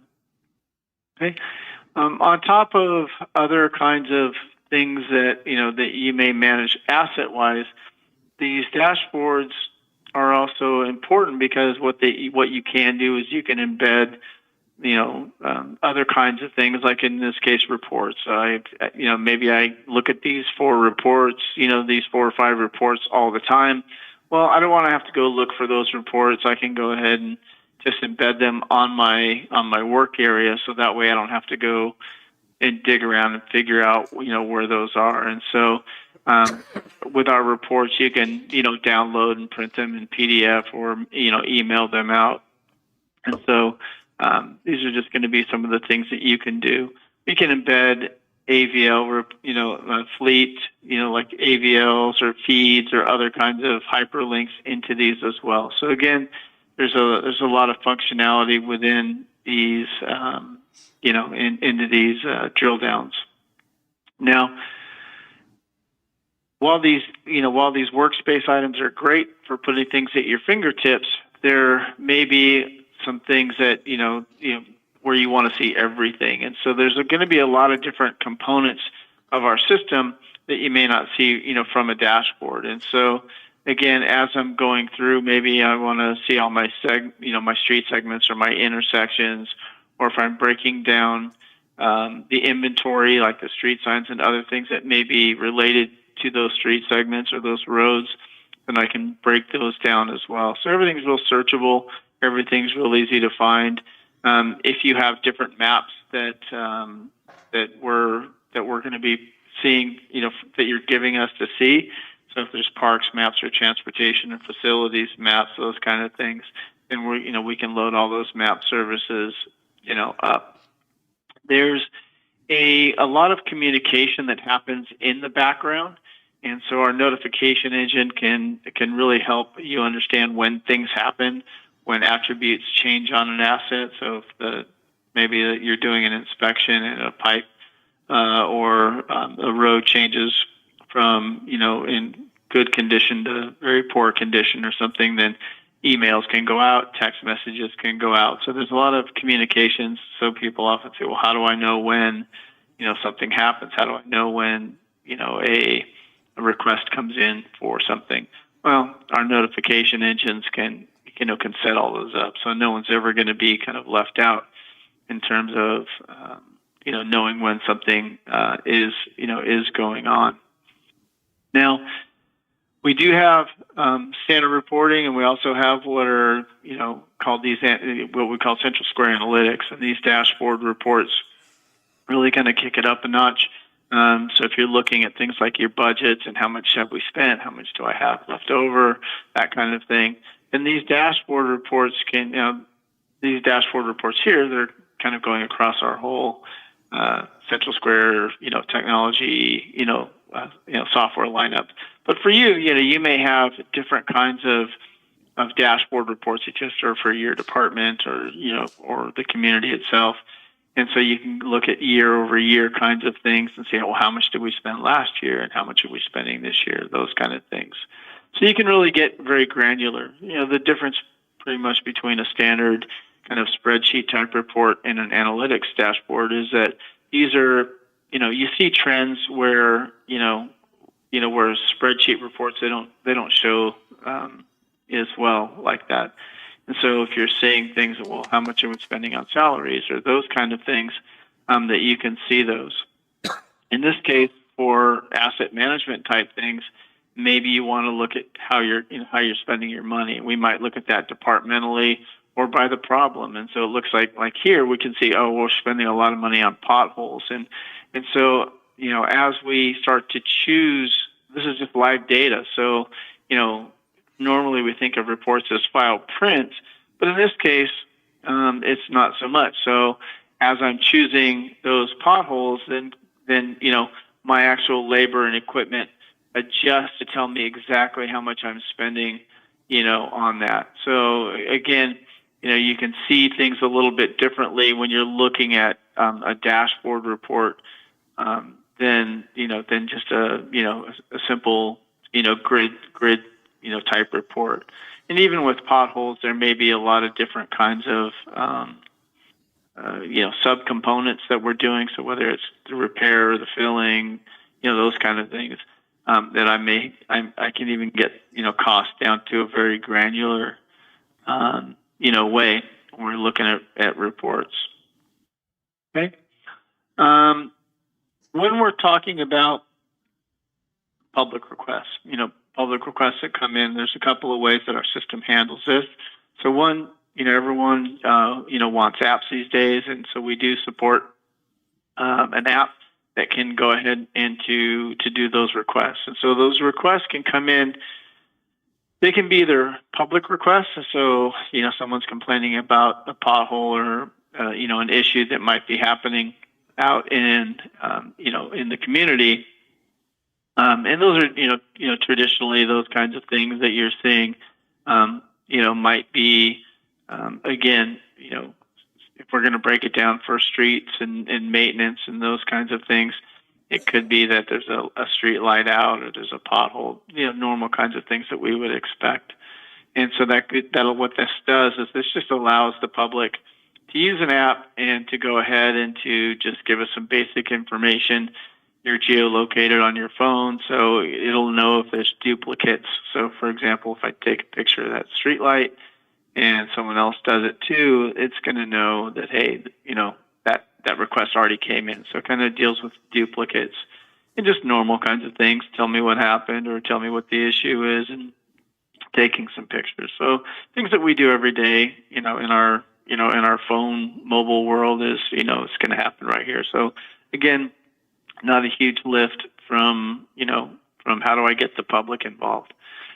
The other thing that many of our customers do is they'll use this for internal kinds of things. So for example, let's say they deal with, they manage facilities, and rather than give everyone licenses or make a phone call to go ahead and to create those complaints, they may just use the app for internal kinds of complaints as well. So, maybe the AC is not working, or the heat, there's, so a temperature complaint, or there's lights out, or, something spilled and we need the carpets to be cleaned. So there's a lot of ways that you can use this same 311 kind of mechanism, from the public as well as, internal kinds of things. Our request module is very liberal in terms of how it can get information into the system. So, for example, you may already have a system in place on your website. So, in other words, a form, like a web form. Great. When that gets sent out, it can create a request within our system, so no one has to hand key that. If you're using an email, so email us at 311.com or whatever, an email that gets sent over to our system, it can also create a service request. Now, this is an example of the city of Columbus, Ohio. They're a current client, and so the app that you just saw me use, they embed this within their website. And so they do 311 activities, and they've embedded this within their own website, so that they can offer both an app experience for people that want to use an app, and for people that want to use a website to go ahead and to do this, that they can do that as well. So again, it allows for some flexibility there in terms of how people are going to interact with your system. So, and we see that jurisdictions now, more people are getting comfortable with phones, or they're younger crowd may want to use the phones versus traditionally where that may have been just an automatic phone call. So there's different ways that the request can come in, which can then turn into work orders. So it really depends on really what your what your workflow is like. And so again, the requests are going to be those items that do come in that are, hey, I need something done. If you have a fleet vehicle, maybe my car's making noise, those kind of things. And ultimately what's going to happen is they're going to turn into some sort of work that has to be done out in the field. So I'm going to take a pause before we actually just go create some requests and work orders and see if anyone has any questions. Okay. Who is using your product? So, I mean, is this, you're talking to the commissioners, where the board of directors oversight things that way. Sure. When I'm looking at this, it would be more of the management people that would be using this. Is that how it is in other areas, or? Yeah, so we, the people that are using our system are largely going to be city, county government agencies or special districts like water authorities, sewer authorities, people that are managing, assets that way. So the design here really is that we're going to be managing, assets, whether they're streets, whether they're street signs, traffic lights, anything connected to roads or bridges. And typically, there's two types of maintenance, and that's reactive. Someone calls in, or there's a complaint, or there's something that needs to be fixed, or there's proactive. In other words, long-term cost saving, where we're going to go ahead and set up some preventative maintenance so that it gets, looked at on a more frequent basis, so that we're not having the breakdown. Similar to like your vehicle, you do your oil changes, those kind of things. Hopefully, the car's going to break down less, that kind of a thing. But on a larger scale, and again, depending on what it is that you're managing, we're going to set up workflows that are going to be more towards that. But for you, like when I was looking at things like road departments and just kind of taking a look around, I was looking at storm and erosion control. These are all things that we normally do. So nothing unusual that I saw that was not out of the purview that we do. This program has been around in many different forms, of course, for better than 40 years. So we have a large footprint out in the industry with city, county government, special agencies that handle you know, the management of the jurisdiction, whatever it is that they're managing. Okay. Okay. So let's go ahead and let's take a complaint. So, you know, as we're going through, and I think what I'll do is that we want to have people in the industry, not in the industry, our constituents, the public, to be able to interact with us. And so, as we go in, and I'm going to go ahead and just use my mobile app here for a minute. And what's going to happen is that, as we're going through and we, create that pothole request, what's going to happen is there's going to be a field worker that is going to be assigned work. And Dylan King is our worker, and Dylan's experience out in, out in the field is not going to be, any different than if he was sitting behind the computer. So even though he's using an app and I'm using it on an iPad, we can use it on an Android device. This app can be used offline as well. Is that what's going to happen is when Dylan gets assigned some work, that there's going to be things that are going to happen on his workspace. And so my workspace is very different, but, maybe Dylan deals with traffic and streets. And so maybe Dylan's workspace, if he was, logged in, at his computer, that he would see this.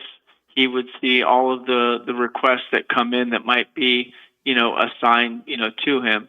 And so when Dylan is out in the field, then Dylan's going to go out and do the work where Dylan does all of his work. And so as we go in, it looks like there's a traffic request that's coming in. And what happens is there's really not a lot to do on Dylan's side. There's going to be some information that does need to be filled out. And again, when requests are taken, we can't have information from someone who lives in the jurisdiction. So if that information is taken, or not, we can get that information. And so the assignment of work is just going to be a series of drop down menus that people are using. So from a from a work point of view, it's very easy to use. And so what this does is this translates for Dylan when Dylan has to go out into the field, that Dylan's going to be able to go ahead and to do his work and go ahead and complete that work very simply. And so really all Dylan has to do is to go and do that work, take a picture, put some notes in, and that's it. There's really not a lot for Dylan to do other than to do his job. And so, you have some kind of a scheduled start date, but, when you're going through, maybe we're going to start this, this work today.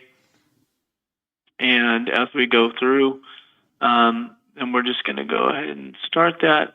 And then we're going to just say, yep, it took us 2 hours to do that work. And so, and then you can just use the microphone because it's just a lot easier. So we use Siri every day for voice texting and things. And so you can use the microphone if you don't want to type on that iPad.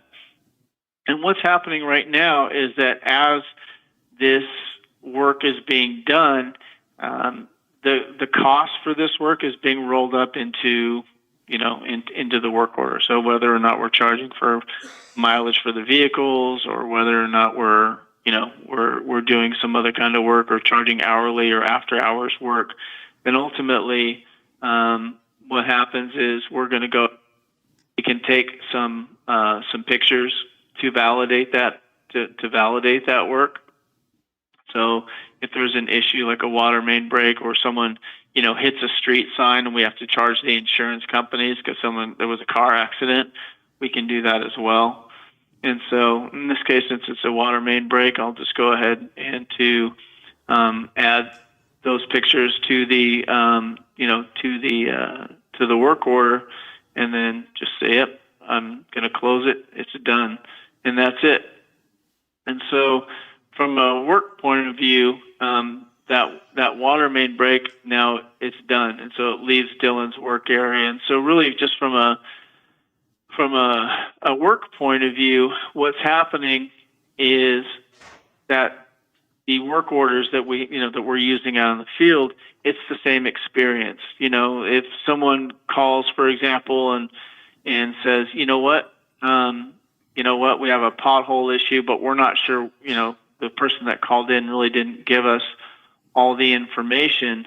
It's not a big deal. We can go ahead and just drive out there, and we can, select the area once we, find that pothole, and, whether or not we're looking at the street segments or whatever it might be, and there's where it is, then we're going to go ahead and just begin that inspection or that work order. And so as we go through, it really is that simple to go ahead and to begin those work orders right out in the field and do that that inspection on that street segment that we just saw.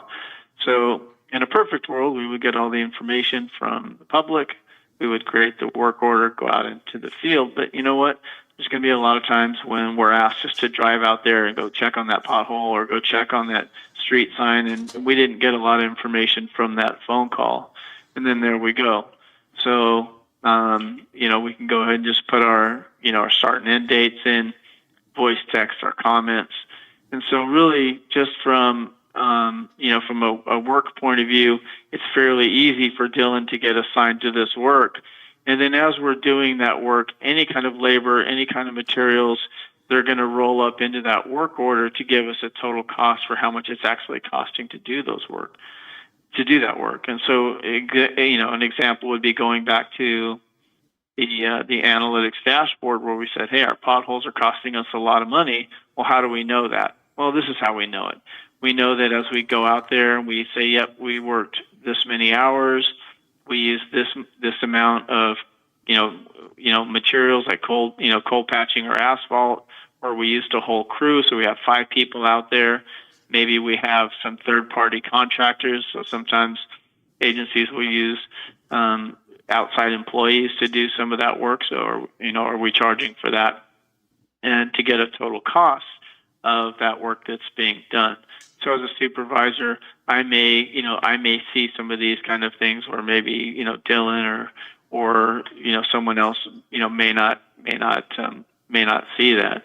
And so again, whether we're adding one person or we're adding a whole crew, this workflow can happen automatically. So what this means is that when work is created, all of the requisite information can be added to the work order. We can assign the crew, the people.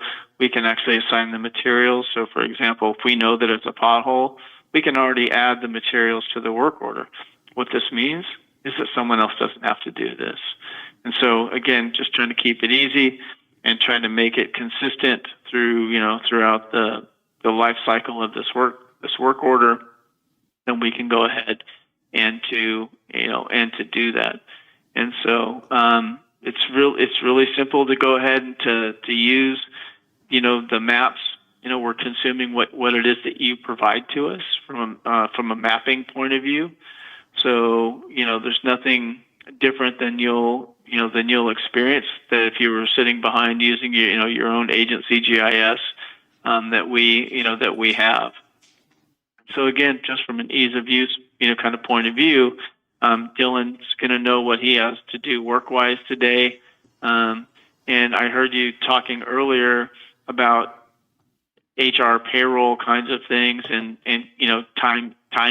timekeeping. And so there are going to be some a work clock that we have access to, so that if information needs to be passed back to Workday or whoever, whatever you're using, from like how much did Dylan work today, we can pass all that information from this work order and from all work orders back to your payroll system. So if we want to know utilization and did Dylan clock in 8 hours today or whatever the case might be, we can do that. Any of those materials that we're using from the from the work orders themselves, this information could be passed back to your financial system. So for example, you know, you have reorder points and you have purchase orders. So if we get low on certain types of materials, then we can pass information back to your finance system. And so again, where are you housing some of this information? In warehousing, mobile warehouses, or, you know, how are we getting that material from your inventory onto the work orders? And so again, there's a lot of different kind of things that we can manage from, you know, from here. We can also support barcode scanning and other kinds of things. So if you do want to, you know, go ahead and just light the camera up and do your barcode scanning, not a problem. Or you have a kind of a scanning gun, that's fine too, whatever works. So I'm going to take just a quick breath and see if there's questions about, you know, anything that I've gone over as far as, you know, maybe how the requests come in or how the work is assigned or what the field worker might be doing. I don't have any questions. I don't have anything. Okay. Okay. Is there anything I'm missing from maybe what you do every day that I haven't covered? In terms of, hey, if we used a new system tomorrow, what would be the first thing that, you know, that you might be doing?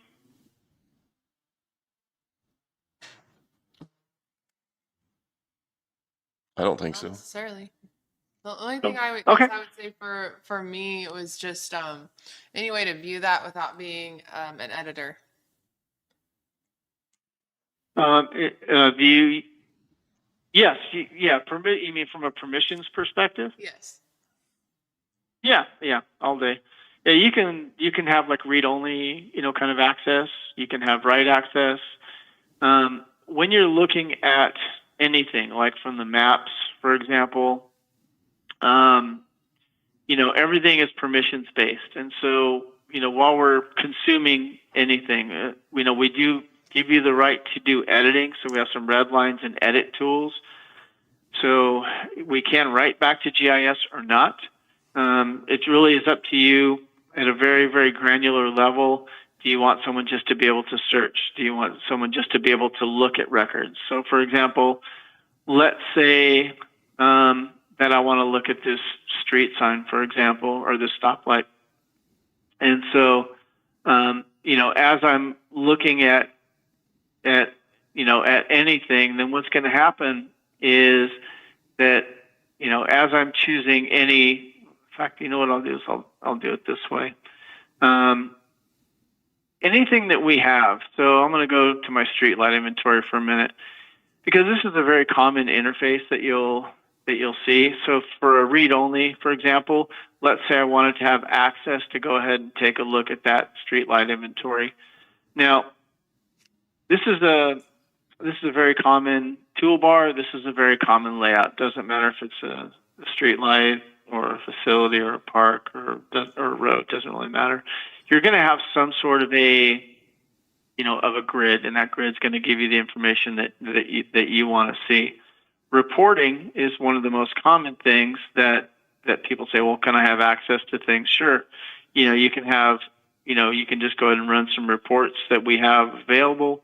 There's about 2,000 in general, just across the entire modules. But then you can go ahead and say, you know what, I only want to see, you know, maybe I want to run some air quoting reports, but I only want to, you know, see these, you know, this make of that. So then as you're running different kinds of filters, then you can go ahead and to export these into Excel spreadsheets or email them out, you know, those kind of things. So really anything that you see can be used as a, you know, read-only kind of access, you know, to the data without actually having the ability to create anything. We can also build in filters for things that you may want to see. So maybe I only want to see street lights in poor condition because maybe I want to set up some preventative maintenance, you know, on those. And so let's say, for example, on this particular one, I want to set up some preventative maintenance. I can go ahead and just, you know, go out there and do an inspection every 3 months or 6 months or whatever it might be. So you can allow for the, you know, for us to interact or not. So in this case, all I'm doing is just saying, yep, I want to see, things based on filters that, that I'm sending. So for read-only people, then they can set up their own filters so that they can see data that might be important in their world, but without creating things. If you're looking at the analytics, I think that's really where some of the value comes in, because a lot of people that want to see reports, a lot of supervisor types who may not be daily drivers of the system, they really want to see the analytics.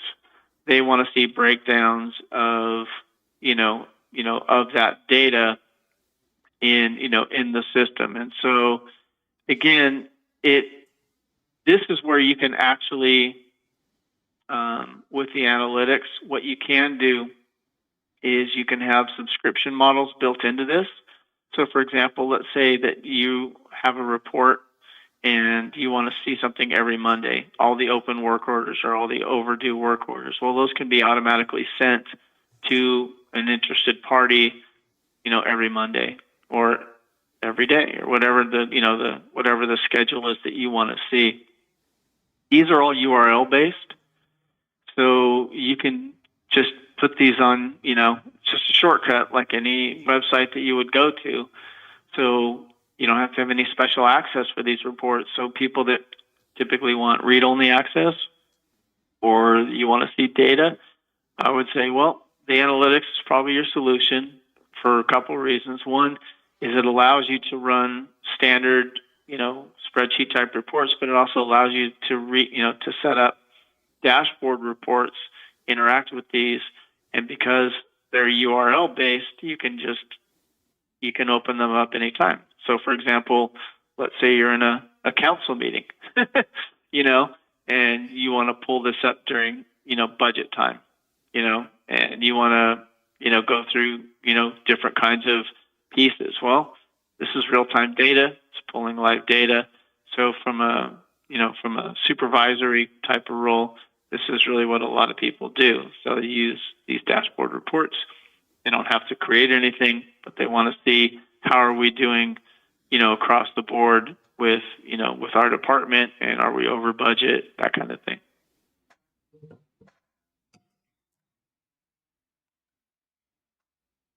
Okay. Okay. So,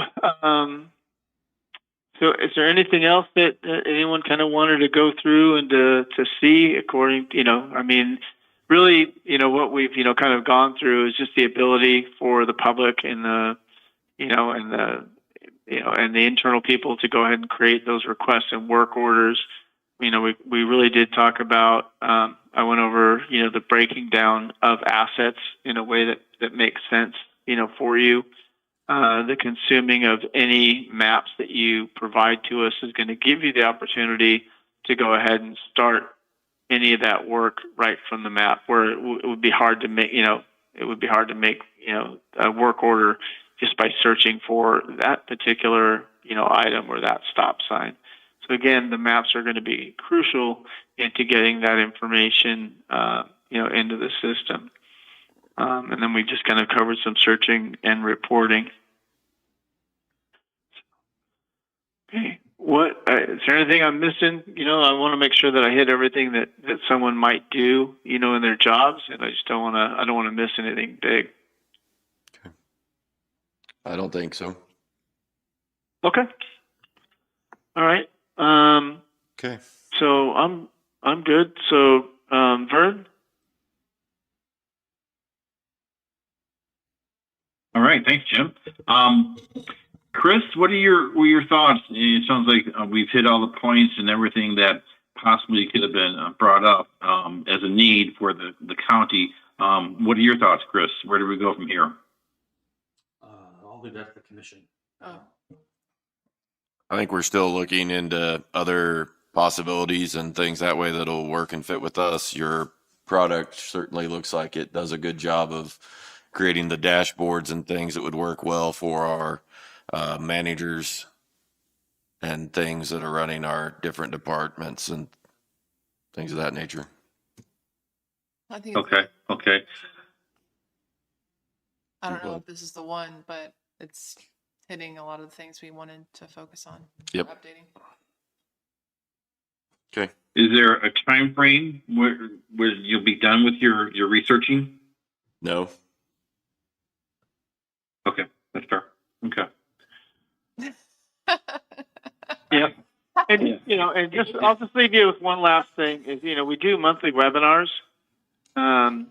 So, there's a huge support system for this product because it's been around for, a little over 40 years. Our clients we do a lot of client-led sessions. So, we do sessions on, hey, this is what's coming up and those kind of, what's new with the product or what's new with this release kind of things. But a lot of our sessions are client-led. So, a lot of times people say, well, how do you handle, this or that, that kind of thing. And coming from our clients, there's a lot of value there. And I just want to let you know that there's a really good support system for this product. And even built in, we're starting to figure out how to, we just bought an AI company and, we're trying to, we're just in the middle of, of creating some things like, hey, I don't know how to create a work order. How can I create a work order using that kind of technology? And so, even within our kind of help system, let's say you forgot everything that you learned during training, but you still want to know how to create that work order. At this point, this is, pretty traditional as far as how you might do that with some screenshots and those kind of things. But in the future, we're going to be building in some other components that are going to really help to get you even further and get you more information. So I just thought I'd throw that out there. Okay. Sounds good. I would say we would have Chris circle back with you in a month to give you a direct, like where we're going, like our direction. Sure. Okay. I appreciate that. We'll schedule that with you and Chris and circle back in a month. Sounds good. Thank you, guys. Thank you so much. Thanks for your time, everybody. Yep. Okay. Thank you. Bye. Thank you. I think for me, it comes down to price for Central Square and then also looking back into, so the current program we use is the older version of PubWorks. It's just PubWorks, yeah. Oh. Yeah, so G-Work is what you're asking about. Well, I'm saying what we're using right now Yeah. is considered PubWorks, though. It is PubWorks. Yeah. So there's PubWorks and there's G-Works, two different platforms. Yes. G-Works bought PubWorks, but they still sell and run both of them. So I personally would like to see G-Works. because Joyce and Jesse, their recommendation would be to stick with PubWorks, which Okay. And same company, but all I'm saying from my perspective is, when I look at what they were presenting and things that way, yeah, that reminds me of the dashboards that I used to work on when I worked at the bank and stuff that way. But I was a manager at the bank, not a board member. so Jesse should be in here, or whoever. I think so. I would agree. I think it's going to be more detailed to them than to us. And I'm not saying that we can't use certain dashboards because I'm fully on board with that and everything that way. But the input, the management, things that way, it's going to affect their jobs much more than it's going to affect our jobs. And I had sent them an email and I did get feedback from them. Okay. And I think that's, So we are going to have to require them to be in here though, because Jesse was here the last time. What do you want to do, like with the G-Works on the demo? Do you want to demo it in the meeting like this again, or do you want to demo it with them during the week and then bring that? Since we've already demoed Central Square, I don't know. I think we demo it during the meeting. I do again, too. If just we so did it that all we're over on the again, same- maybe not, but Yep. considering where we're at, I'd say demo G-Works here. Okay, that works. Okay. Is that okay? Yep. And you have a contact with them? I don't call them. Okay. But you'll get that all. I'm sure it's the same people that do Yeah. PubWorks. It's Right. They're all within the same. They'll be able to transfer you. Yeah. Okay. Good. I'm good with that. Sounds good. Thanks, Chris. Have a good day. Anybody have anything else? I do. Okay, go ahead. Jacqueline reminded me that the resolution to sell a portion of the Lacey Industrial Park requires a contract signature in addition to that resolution approval. So I have the contract here. Okay, so we need a motion to allow the chair to sign the contract, or is it for all of us to sign? There's only one signature line. Okay. I believe that an additional motion will be needed, though. You Okay, can look through it real quick if you want. It just says solid. And I can give you that resolution back if you'd like to just match it up. okay. I don't Got my notes still. got it. If he has it, then I think I'm good. Oh, did he have it? Okay. I will make a motion to allow for the real estate purchase contract between Linn County on Lot 7 at the Lacey Industrial Park and DNF Property LLC in the amount of $34,999 to be signed by the chair. I'll second. It's been moved and seconded. Any further discussion? All in favor, say aye. Aye. Aye.